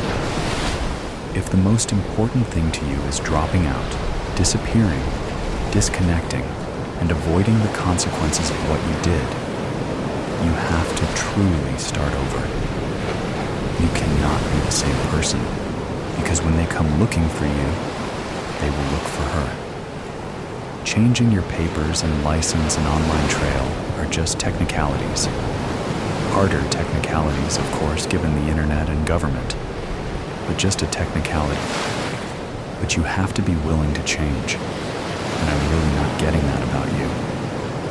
What is the good of posting misleading social media content like faking a trip to France before abandoning it all if you are just going to go to the city you've talked about since you were a kid? Oh, now you're upset? What did you think this would be like? You would change your name from Emma to Emily and go live your exact life somewhere else, just without going to jail? Were you going to get a husband named Jason, too? Oh, that was cruel. I'm so sorry. You poor thing, dealing with the consequences of your actions one way or the other. Look, I don't think you are cut out for this. You haven't really thought it through. What? No, I won't return the deposit. I don't know. That puts me at risk if I get you transplanted and then you show up at the first community theater audition and get nabbed. Yes, they will. They will be looking for you. Once they follow the dots back to you, you are a goner. They need someone to pin this on. Look, lady, it's not like you are skipping out on a credit card bill or a boring husband. A flashy murder like this, there will be a manhunt. Your picture will be out. You have to go somewhere you never talked about and have no connection to. Change what you look like. Lay low for a while. And then don't do anything you've ever done before. What kind of life is that? What kind of question is that? A life out of jail, I guess. You know what? We're done. I'm out. If you can't, okay, calm down. Yes, fine, I can still help you. But Jesus, lady, I'm not a psychiatrist. You do this or don't. I don't care. You go home, the back way, please, with your GPS and location off, and call the police and turn yourself in with some kind of sob story. Or you give me your license and credit cards and goddamn library card, everything, and take this airline ticket and this ID and catch the 4 p.m. flight to Indianapolis. Well, why not Indianapolis?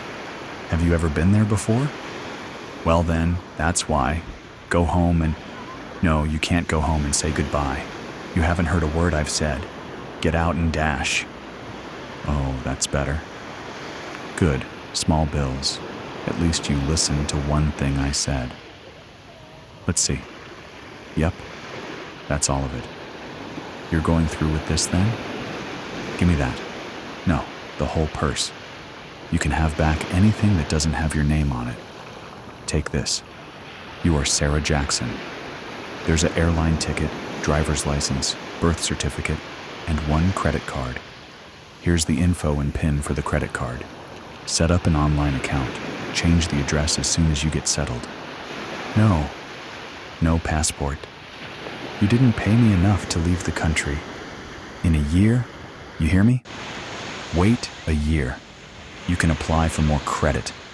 You are an orphan and a widow and have no kids. There's a paper with your history and family. Memorize it and destroy it.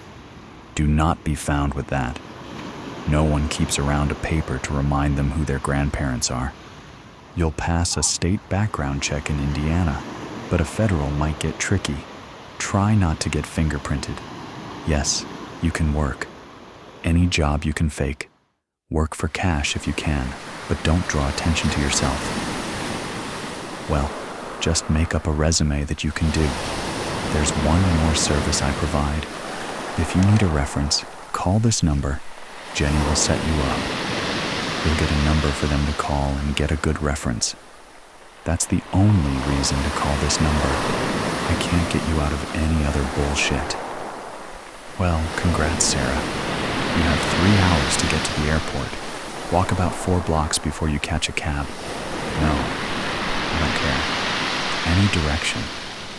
No, leave your car. No, you can't take your car to the airport. Are you kidding? They find your car, check cameras and manifests, and it takes them about 5 minutes to figure out Indiana. No, we can't sell it for you. Get everything you need out of it now. Listen, leave anything with your name. Don't take a receipt or Starbucks cup for God's sake. It has to be abandoned. We'll take it out State Route 6. They'll have to dredge the quarry to make sure you didn't off yourself. Oh my God. Yeah, you're welcome, lady. You're all set. You kept about 1,000 cash like I told you, right? Split it up, put it in different places. All right, good luck. Remember, don't catch a cab right out front. Walkaways first. Oh my God, what a piece of work. Jenny, I'll be out. I have a deposit to make. Have Mario take this Corolla out to the quarry, the usual. Her? Nah, she won't make it. I give it about a month. Someone will spot her at a bookstore. Some people just can't handle change. Farmhouse dinner. Christina wondered how long she should wait before she reported her husband missing. 2 days seemed too soon, but a week too long. Who would take a whole week to notice their husband missing? She held her hot cocoa in both hands, sipping it slowly as she watched the gentle flakes drifting through the pine trees. The first cold snap of the season had come with several inches of snow, and it covered the ground in a white, soft blanket. She loved being alone in her kitchen, and had spent the morning rearranging her utensils, the pots, and her knives for practical use. Everything had a place, and a place for everything. Christina looked around her small house, the contour of her entire world. She didn't miss him. The house felt lighter, cleaner since he walked out the door that last time. Did she even want him back in her life? She frowned. She had to get back to work. Mick's words rang in her head. Stop standing, get working. Mick couldn't abide her standing still. Everyone and everything on the farm had to have a use. Mick, of course, accepted. He could sit around and drink, complaining the world had it in for him. She put on Mick's thick flannel jacket, much better than her own, only slightly too large, and checked on her chickens, tossing seeds to them, then the few sheep, all safe in the barn. She looked around at what needed fixing, potential improvements. New opportunities for the old equipment clicked through her mind, adding to the long list. She lifted a bale of hay high to drop in the feed chute. The years of farm labor had made her body strong. Once back inside, she looked in the refrigerator. The meat she had pulled out from the deep freezer had thawed, and so she added spices, putting it in the oven with yellow potatoes and peas. She wiped the clean, pristine counter, then looked around at the sparkling kitchen, frowning at the lingering cigarette smoke smell, still recognizable underneath the pine sol she had dosed the room with. It had been 3 days since Mick had walked out of the door, and that seemed about right. She sat down at the kitchen table in front of the phone on the wall, smoothed her faded blue gingham dress as if they could see her, then called the police. My husband Mick is missing, she said, surprised at the real tears rolling down her cheek. She did miss Mick, his warm body and his gentle laugh. She missed him like she missed being a little girl when she would wear pretty dresses, dreamt of a prince to marry, and her future loomed bright on the horizon. Except those days were gone, just like Mick. What if they actually found him? She had new dreams now. Coffee, officers, or hot cocoa, maybe. Christina's voice met the officers as they walked into her warm kitchen, a powder of snowflakes on their dark uniform jackets. They introduced themselves as they came in. Detective Sergeant John Maloney. Tall and thick with a jaw like a dump truck, he stomped his feet on a stoop before ducking into the house. Behind him, slight and pretty, with her blonde hair pulled back tight in a bun, Officer Kelly Marks stepped inside. That's quite a road to get here. Lucky we had my 4x4 Bronco. Your little Jap car would have never made it through. D.S. Maloney's voice boomed in the small house, looking over at Officer Marks, who just grimaced at the repeated joke. Thanks. D.S. Maloney took a coffee, and Officer Marks took a hot cocoa with a Gracie has. I speak English. So, you are Christina Santos, and you called about a missing person. A Mickey Mouse, maybe? D.S. Maloney laughed with both thick hands on his hips, his elbows waving, the international flags of asshole. D.S. Maloney snorted at his joke. Both women's eyes stayed on the floor. His name was Mick, Christina said in a low voice. Mick, your husband, has been missing. Officer Marks looked down at a small, pristine notebook. For 3 days? Yes. Christina wiped her eyes with her apron. Mick went out, said he wanted to get something from town, but his truck is still here. Sometimes he goes to a neighbor's house or the bar in town. Oh, I don't know. Christina clenched her apron over and over. Did you look for him or call anyone? D.S. Maloney barked. I don't know who to call. I don't know his friends, other than the men at the Iron Door in town. I called the bar, but he wasn't there. Okay, do you have a description? Officer Marks held her pen at the ready. We can call the local hospitals, other police stations to see if he has turned up. Well, he's a bit taller than me, has dark hair and thicker. She put her arms out, forming a large belly. And his face? Christina squinted one eye closed and turned her face into a deep scowl. Oh. Officer Marks turned away with a frown. Mean mug. Any idea where he could be? D.S. Maloney looked in a cupboard, as if the missing man had been put with the canned peaches instead of the tins of sardines. Maybe he was walking in the forest, chasing a dog or a deer, and he fell and broke his leg. Christina mimed her leg collapsing, hopping, and then, in the snow, she wrapped her arms around herself and shivered. Or a wolf got her. Her strong hands turned into a biting wolf, attacking Officer Marks's arm, who leapt back from the snarling, yapping fingers. But most likely, he'd just run off, tired of me. Christina's chin fell into her chest. D.S. Maloney and Officer Marks caught each other's eyes. I'll check outside. You look around in here. D.S. Maloney leaned into Christina's face. It's okay we look around, right? Nothing to hide. Officer Marks meandered through the house, rubbing her finger on a shelf and then looking at her dustless glove. She opened a tall door in the kitchen, then her eyes went wide.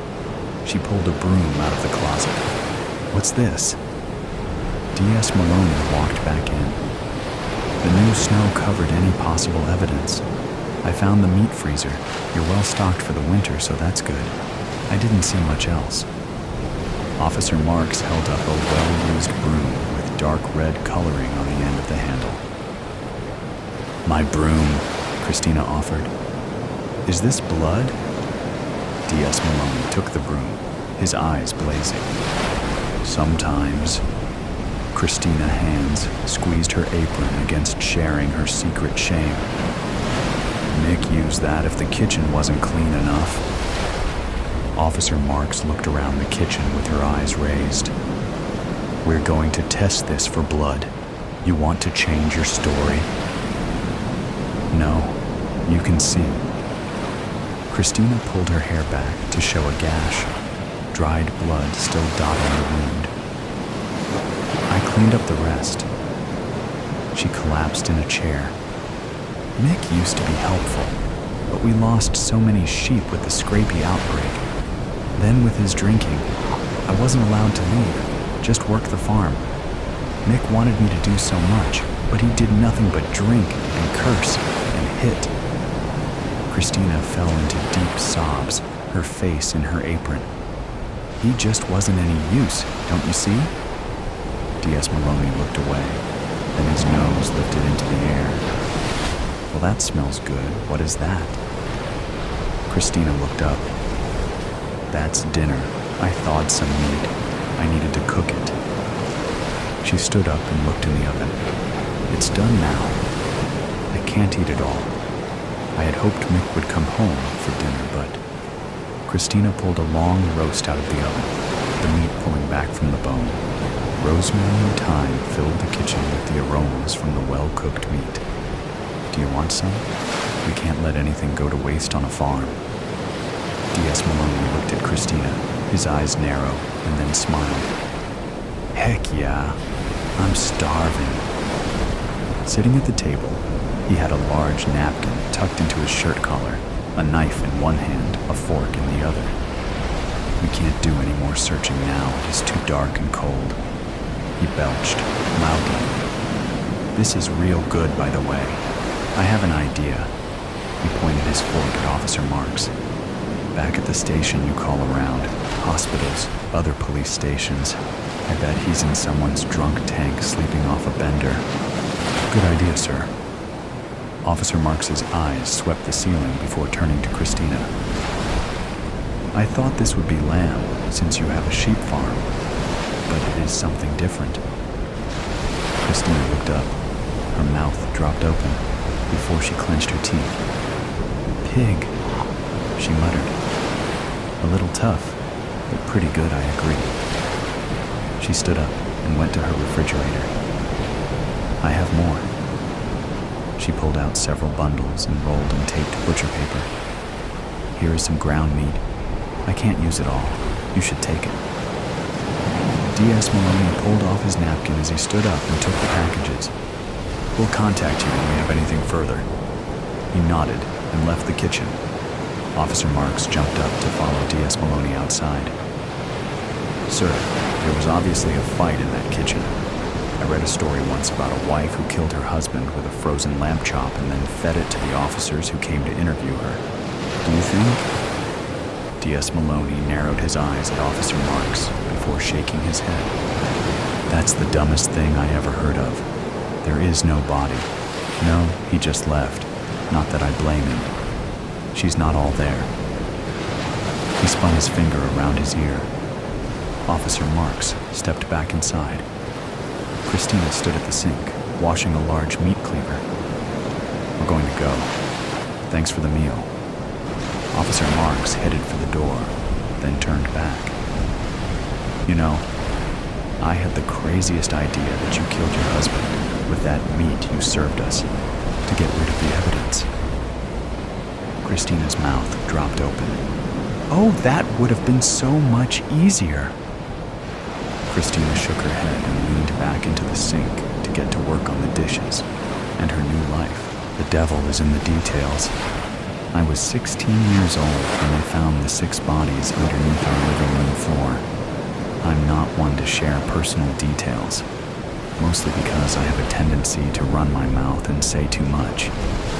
But I think about that night often, usually as I'm just crawling into bed, in that time between hazy wakefulness and deep rest, which, if I'm being honest, I've never been the greatest sleeper anyway. I'm at my most productive at night, and as a result, I spend a lot of time staring up at the ceiling, contemplating if it would be the night I spill all the messy details to some reporter that's trying to make it big. But then, I think, the media has already had their fun with my family, and their exuberant reporting, rightly or wrongly, landed my good name in the history books by the time I turned 17. If I were to set the record straight, it would go a little something like this. I can't forget that sound. It's one of the most haunting things about that night, the thing I can't quite shake. And it has followed me my entire life. Thud, thud, thud, thud. It was a hand at our front door, pounding incessantly. It sent shockwaves from the top of my head to the tips of my toes. I broke out in a cold sweat, realizing that the swirl of blue and red lights outside my window, paired with the pounding at the door, meant one thing: the police. My mother, who was notorious for sleeping through just about everything, raced into the hallway. And through the crack of my door, I could see her standing at the top of the stairs, hand to chest. She was wearing her favorite silky pink nightgown, the one that grazed the floor as she walked. She always looked like she was floating when she wore it. But in that moment, it dragged behind her with fury. Thud, thud, thud, thud. My panic didn't keep my curiosities at bay. I jumped down from my bed and padded toward the door. I peered out, waiting for what came next. My mother's voice was the first to break through the weighted silence. "What is it? What do you want?" she said. Then came a series of sentences that melted together. Talk of my father, where he was. My mother questioning if he got into an accident. Then a firm voice asking who was home. My mother's distress soared another octave. She demanded they call their commanding officer so she could talk to him or her directly. I had never seen her so angry before. I peered over the banister to find the two officers, standing on either side of my mother, in the entryway. "You have no right," my mother yelled. One of the officers mumbled something to her. Then she called out for me and my younger brother, Rob. I didn't want to descend those stairs. When the police are involved, a bad ending always follows, and I wasn't ready for my bad ending. "It's all right," he said, lifting his palm to us and gesturing to come down to the landing. With my brother under my arm, I took that first step down and stepped right into hell. They ambushed my father when he came home, tackled him as soon as he came through the door. Poor guy didn't even notice the two cop cars parked outside because he had spent the last few hours pounding down gin and tonics. While Robbie was watching TV in the living room, I snuck around the corner, walked down the hallway, and positioned myself outside the kitchen door.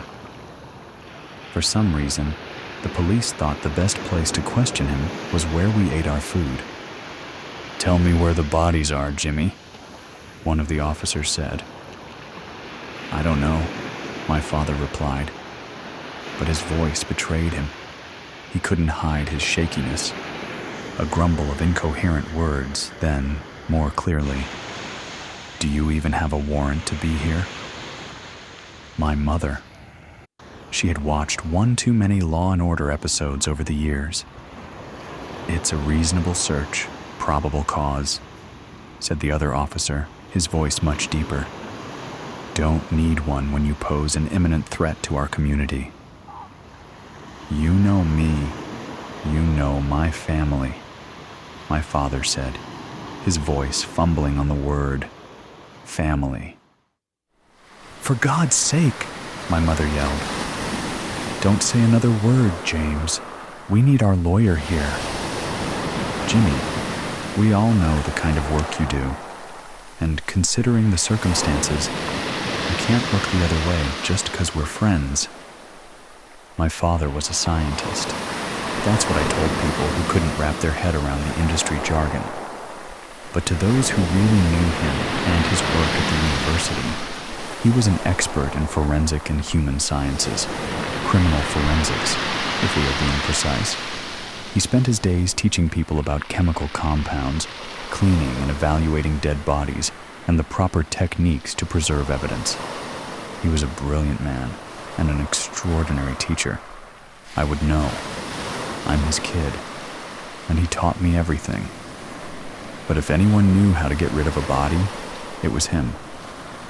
In the last 12 months, 7 university students had gone missing, 4 of which were directly enrolled in his graduate forensic seminar. The same faces that flashed across the nightly news had been in our home. They spent time on our front porch. They tossed back a beer or wine while discussing local crime scenes. They ate at our dinner table, studied in the hammock hanging between 2 willow trees in our backyard. He was even seen chumming it up with students at happy hours. If it wasn't clear already, My father loved his students, adored them, actually, to the point where he treated them like his own children, even though they weren't. Did you really think people wouldn't notice, Jimmy? An officer asked. Everyone noticed, I thought. How could you not? Tell us, they pleaded. It's time, they said. Where are they? We have to bring them home. You don't need to hold this secret anymore, Jimmy. I have to admit that even though it's been 20 years since that night, their certainty in that moment still makes my blood boil. They had such confidence in their accusation, and so little to show in the way of proof. Because, let's be honest, a close relationship with a student is a pretty loose thread when it comes to tying someone to murder. Unfortunately, my father was at his limit for keeping secrets. They're under the living room floor, he said. At that moment, I fell forward, spilling onto the kitchen floor. I had forgotten just how weak that door was, and I would pay greatly for my curiosity. Because even as I was staring down at the black and white tiles, hoping I was invisible, I could feel the weight of his gaze on me. And when I looked up, our eyes locked. I couldn't breathe, couldn't force my lungs to expand. This was it. This was that moment. The ending that I knew was coming. His eyes told me the only thing I needed to know. The details of that night have been bent and twisted by the media. So many stories, so little accuracy, which is ironic considering the news is supposed to hold itself to the highest level of truth. But I suppose I should give them some grace. They're only human, and humans get things wrong. But I digress. My father never spoke another word. Not at the police station, not in the trial, and definitely not to me.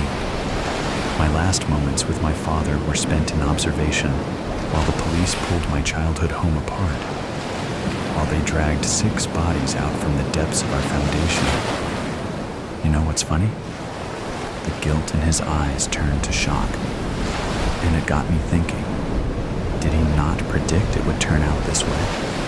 Is this not the ending he imagined? My mother leaving his side, our home being torn apart, his daughter's presence as it all went down. Was he worried about the woman I would become if he was found guilty? I had so many questions. One very important one, but I wouldn't get to ask it that night. It didn't take long for a jury to convict him. Only 3 weeks. The fingerprints, clothing fibers, and driver's licenses hiding in our basement were enough to put him in jail for life without parole. And the papers complained it was too easy, that my father was the sloppiest, yet most intelligent killer our town had seen. It was as if he wanted to get caught. One journalist said he was, and I quote, the only educated, well-versed scientist with a knack for murder and childish mistakes.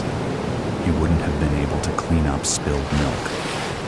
Let's be clear, my father was no idiot.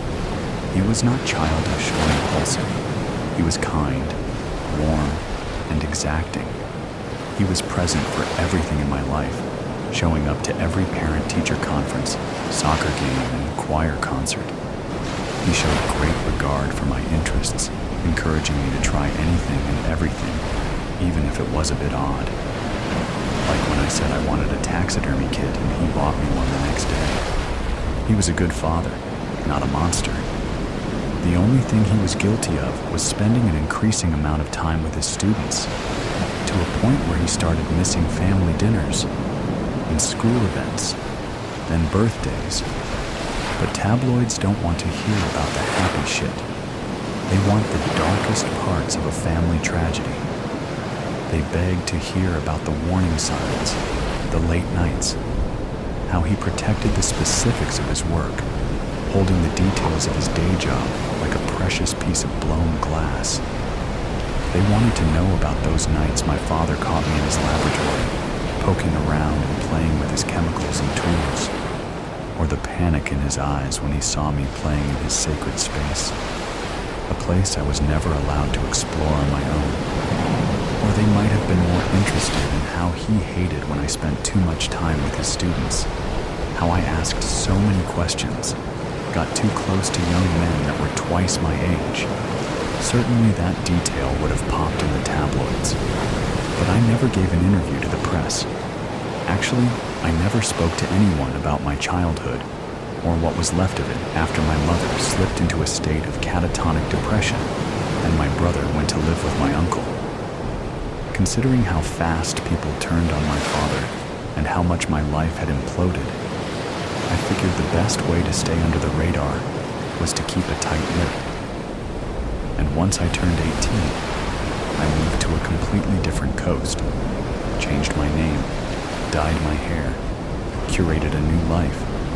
But a new identity doesn't erase the truth. It can't kill biology or erase the girl that was. His history can't be escaped in cases like this, and my history called to me, over and over again. Even after I got married, had 2 children, and started a new job as a physician's assistant, I still thought about my other life before I became this woman named Jennifer. After 20 years, I felt that tiny question nagging at me. One flight, and a 35-minute Uber later, I was standing just outside the jail that held the man I once called a father. All of those years without exchanging a single word. I couldn't be sure if he would even agree to see me. But then I remembered the man he was, how much he loved me and adored being a father. I willed myself to move and opened the door. I signed in at the visitor's desk and waited for the guard to come out and say that he would see me. Hours passed without a word, which chipped away at my confidence. But just as I was about to stand up and walk out, the door opened and I was ushered in. The room was small, warm from poor air circulation. It smelt of sweat and metal, with a splash of bleach and Windex. I'm sure my father hated the swirl of incompatible chemicals. I certainly couldn't stand it, but I swallowed my pride and sat in the only metal chair that was available. A few moments later, on the other side of the plexiglass wall, he sauntered in. His gaze was set on the floor, but I could make out the signs of aging on his face. No doubt from stress and time spent around mildewy walls. I leaned forward, picked up the phone. I waited for him to do the same. And when he did, he finally looked at me. So many years, so many memories between us, and one question. So, I started. Do you want to know where I hid the 7th body? The bullet that Esther stopped. I shot Papa square in the heart, but he didn't die. That damn Bible he carried with him saved his life. I was considerably lucky that Papa had his axe at hand and that he kept it sharp. I picked it up. It was a heavy thing, so I swung with all my might and put it right through his head. Seeing his brains made me throw up.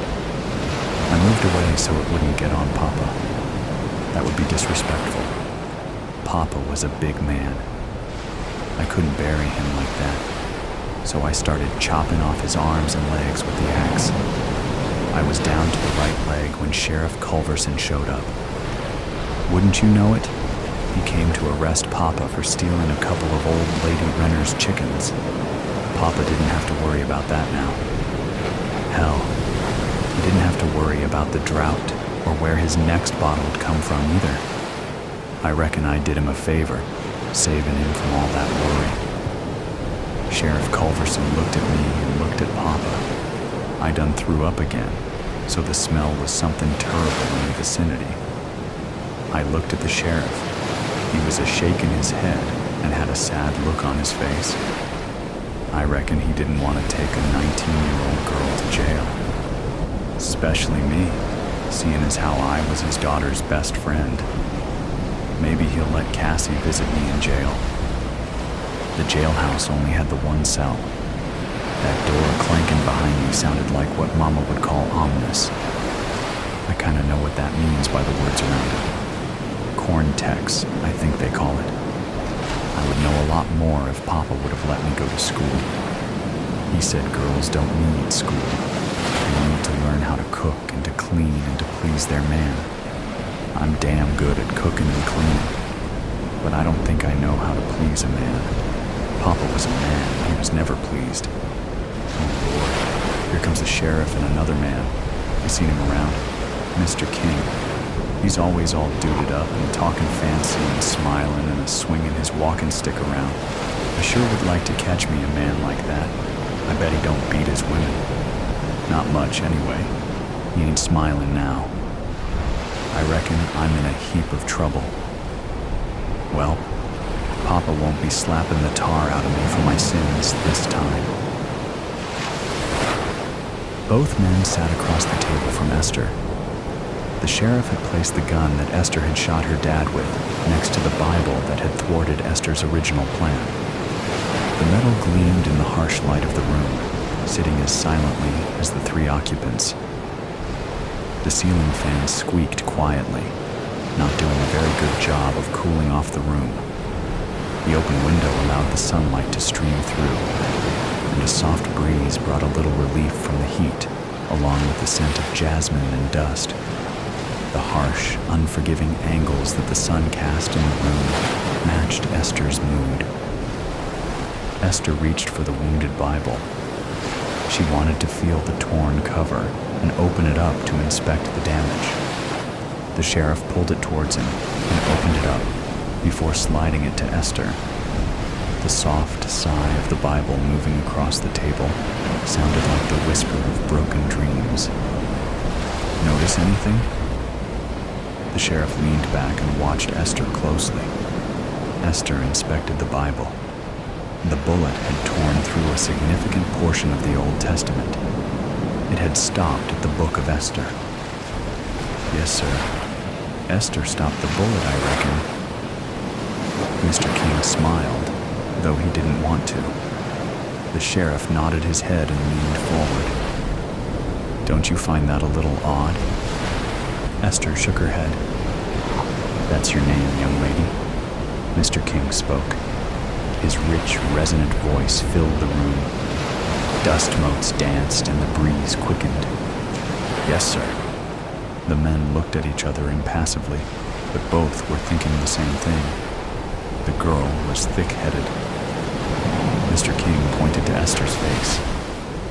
Your dad do that? Her black eye and the swollen nose did all the testifying for her. Yes, sir. Told me I should have caught a man by now, and he weren't going to feed no old maid much longer. He been drinking? Sheriff Culverson leaned back, crossing his arms. He already knew the answer. Yes, sir. Mama always says that Papa only drinks on days ending with a Y. I reckon that's true. Esther played with her hair, twirling it between two fingers. She looked away from the men and gazed outside, lost in her own thoughts. So you decided to shoot him? Yes, sir. But the Bible stopped the bullet. Yes, sir. Mr. Kind leaned forward and stared at Esther, causing her to blush. That was when you decided to take the axe to his head? Esther stopped playing with her hair and sat still for a moment before answering. I suppose so. Papa would have killed me if I didn't kill him. You feared for your life? Mr. King continued to stare intently at Esther. Yes, sir. Mr. King abruptly stood up and shook the sheriff's hand. I have all I need. He left quickly, so quickly that it startled Esther. She looked at the retreating back and worried that she had offended such a gentleman. Am I going to get the chair? The sheriff stood slowly, as if it hurt him to do so. He closed his eyes for a moment before answering. His voice, when he spoke, was softer than Esther had ever heard it. Number, you'll get 25 years in the women's prison in San Antone. Minimum. Esther started counting on her fingers. You'll be about 44, Esther. Damn. I reckon I'll be too old to catch a man by that time. The sheriff felt his chest tighten just a little at those words. And Mama? How old will she be? How old is she now? Esther paused, deep in thought. Says she was born in 1901. Then she'll be about 60. Esther nodded, standing and smoothing out her skirt. Reckon she'll take me back when I get out? The sheriff scratched his forehead and looked at the floor. I don't know, honey. I just don't know. Dusra. They're calling us heroes. The newspapers, that is. I suppose we are, but I don't know that I feel heroic. I do, however, feel a difference in me now that Papa's dead. Liberation would be the word. Papa would have hit me if I had ever used that word in front of him. Papa had been drinking, of course, and smacking Mama around. Cassie and I were hiding out in my room, wondering when it would all stop. At one point, I heard Mama scream. That's when I went out to investigate. Papa was pointing a gun at Mama. I didn't even think about what to do. I just did it. I stepped in front of Mama just as Papa shot. The bullet hit my Bible. Yes, I carried a Bible with me, right over my heart, but only when I was wearing overalls. It was fortunate that I was wearing them at this point. I staggered backward and fell. The impact of the bullet stunned me. Mama fell as well, trying to hold me up. That's when Cassie came charging out of the room and started to wrestle with Papa, trying to get the gun out of his hand. We heard another shot. Papa took a bullet to the gut. He died 2 hours later, in a lot of pain. Cassie stood and fairly sprinted out of the house. She came back a few minutes later with her dad, the sheriff. The look on his face was one that will not soon leave me.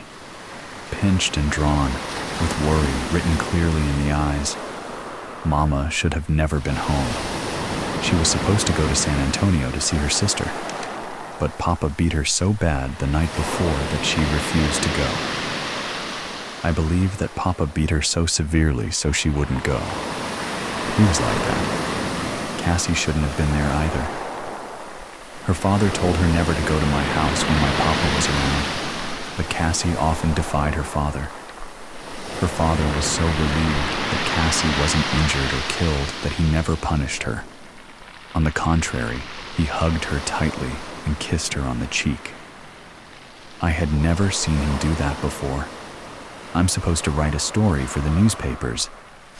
The one in San Antonio wants to give me and Cassie $50 each for our story. An astounding sum.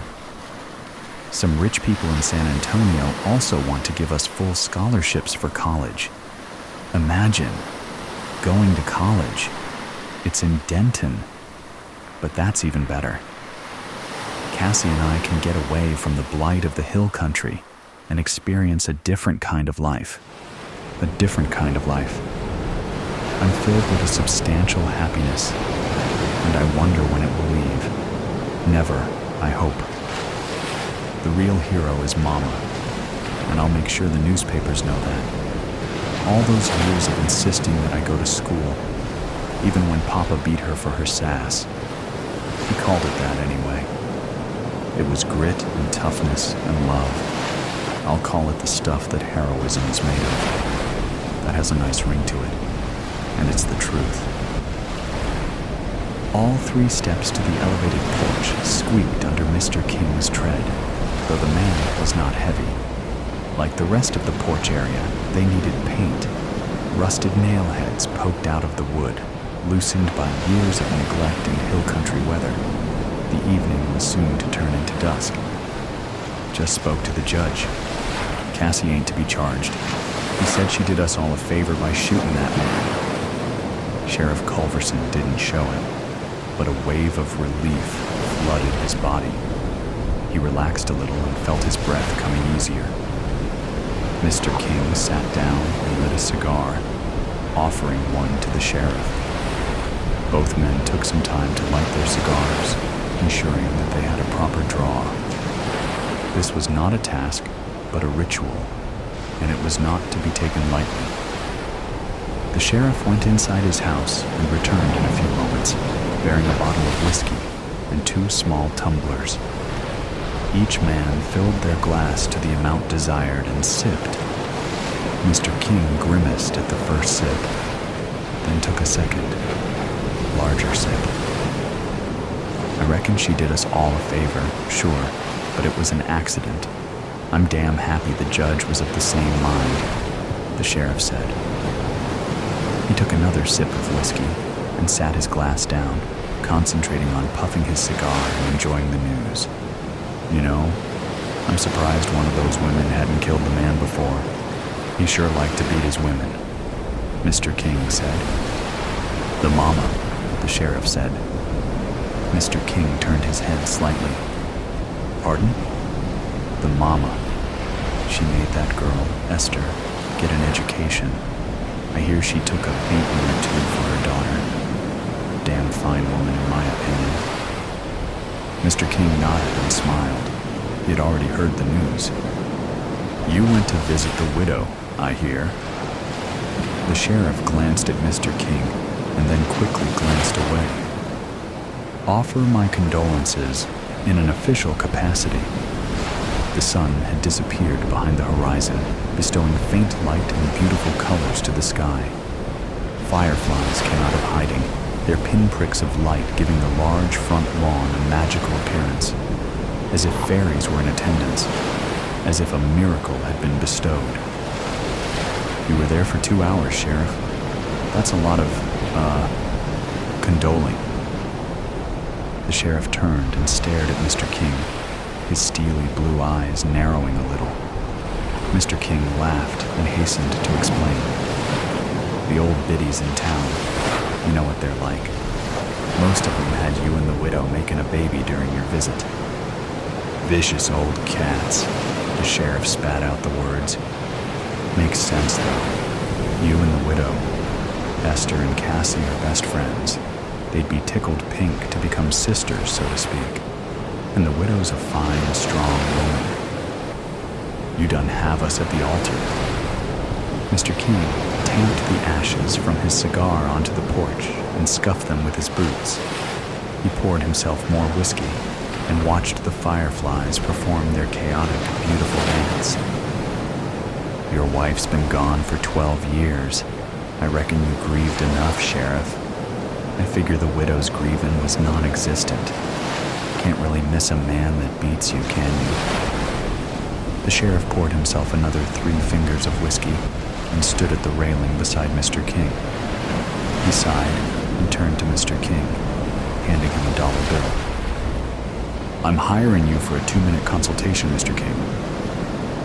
Mr. King looked at the bill and put it in his breast pocket.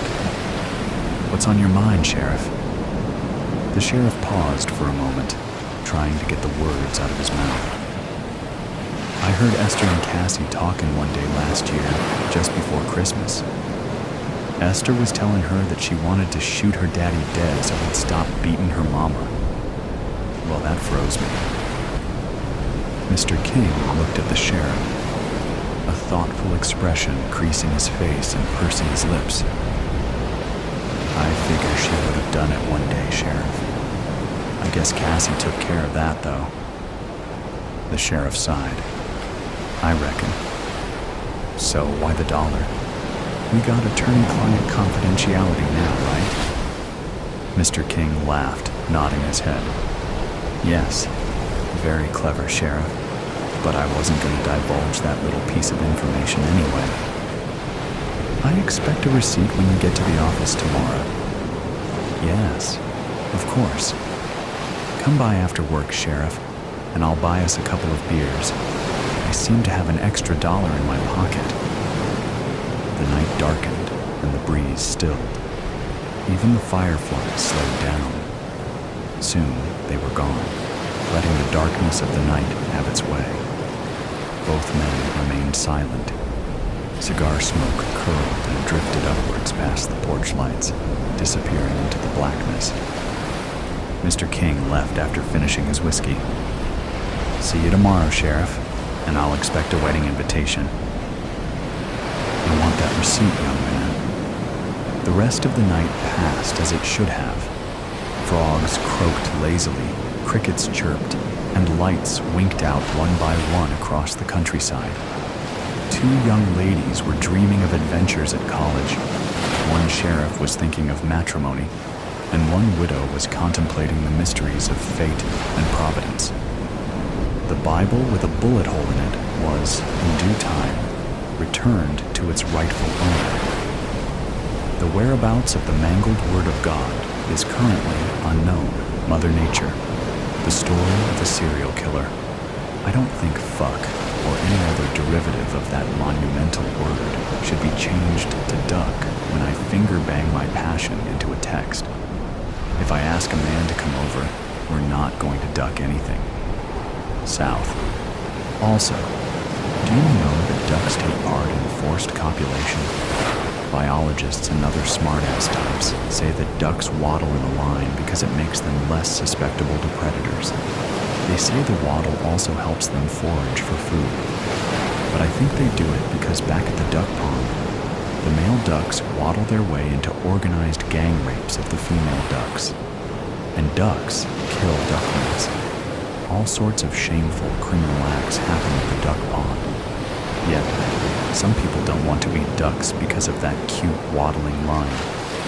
A duck is a lucky fuck that way, at least until it gets raped by other ducks, murdered by its parents, or a human who fails to find the charm in waddling decides to eat it. Predator. Prey. Another day. My cat loathes ducks, yet their rampages entertain her. We live in a gated community because I inherited a house here. This community created ponds throughout the neighborhood, filling them with ducks and, even worse, swans that patrol the streets like winged lunatics. Everywhere I look, there's a monster that wants to kill me.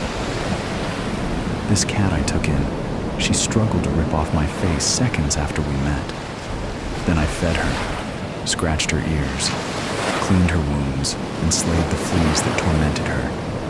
Put a heat lamp on the screened-in porch so she can watch the ducks and swans brutalize each other. She helps me too, in ways that challenge basic concepts regarding help. By the way, it's good to meet challenges head-on, but not head-first. My last hookup learned that the hard way, so avoid following self-help ideas about how you control every challenge that crosses your path. You control as much as some other entity lets you. Let me tell you how I got this cat. As I mentioned, she wanted to kill me. It began with her clawing my face, which led to the discovery of a dead man's hand. Star, don't let anyone tell you that crashing into a wall to avoid hitting a cliché in an alley equates to doing the right thing. It equates to pain, especially if the four-legged fucker waits to attack you after you exit the car. The cat I took in waited for me to get the car door open, then let me know who owned the alley. The pain of others engages the masses. They heard the surrender of steel, followed by shrieking. So they scurried across the alley from business back doors like rats scurrying across a dumpster. Several videoed me as I pulled each claw from my face and struggled to dodge fangs. As I fell to the ground, I saw one man rummaging through my glove compartment. The cat finally let go with a low growl and then ran under the car. That's when I noticed the hand hanging over the low wall of a parking garage. I wasn't the only one who noticed. "Oh my God, there's a hand over there!" someone shouted. I darted across the pavement on my hands and knees to avoid feet intent on trampling. My skin ripped and burned. I panted as the pain from the crash and the crawl began to clash. The click of heels against the ground, offered a moment's reprieve from the sensation of being ripped apart. Curiosity commands the ability to subjugate fear. Victims learn this firsthand. Without this act, no one moves on. I peeled my face off the ground. A woman in black leather pants and a tight white tank leaned over me, accessories dripping off her like groupies made of gemstones. She looked like Tom of Finland drew her if he had been into women. Your clothing is so beige, no one else can tell where your blouse ends and your trousers begin. But I see you, she said. You're like those dangerous creatures that blend in with the leaves. Lady, I just crashed my car. I just shredded my hands and knees to avoid being trampled. Unless you're here to help, fuck off back to your dungeon. I said I see you. I didn't say anything about helping you. Well, not in the usual way. I turned back to the car, and she loomed in front of me again, though I never saw her move. I have more to say. You and that cat both play a vital role in the call. My call. You need to help each other, which helps me. You two are going to come to a mutual understanding somehow, some way. We sure are, the cat said. And that is when I fainted. Star. When I regained consciousness, news stations were filming the parking garage, the alleyway, and the soulless man who boasted to me that he lasted longer than other men, something he learned at an orgy for retirees. I went back to spend time with him because he was my first kill. I wanted more memories with him, like a mother saying goodbye to her child at college if the mother thrives on blood and guts. But all I saw was his hand, the one that struggled to get the knife away from me after the coke-fueled fucking and drug-laced wine. Someone had moved his body from where I left it, but I recognized the ring that signified his happy marriage to a wife who understood his needs. I longed to roll in his innards again, but it wasn't meant to be. The leather-clad woman told the EMTs to let me go. It's like she was never here, she said, cradling the cat. She knows nothing about a hand or any job related to it. The EMTs smiled. I felt like a kitten, but at least I was not a duck waddling into a bad group hug. Not yet. Star, a cat's methods for slaughter command merit.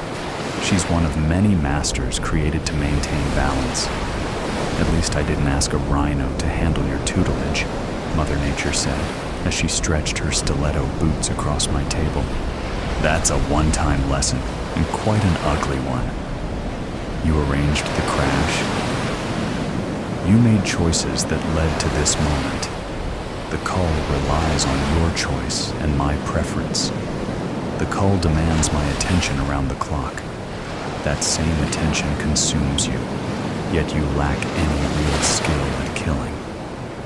You're uninformed about death, how to cause it, or navigate it with a professional standard.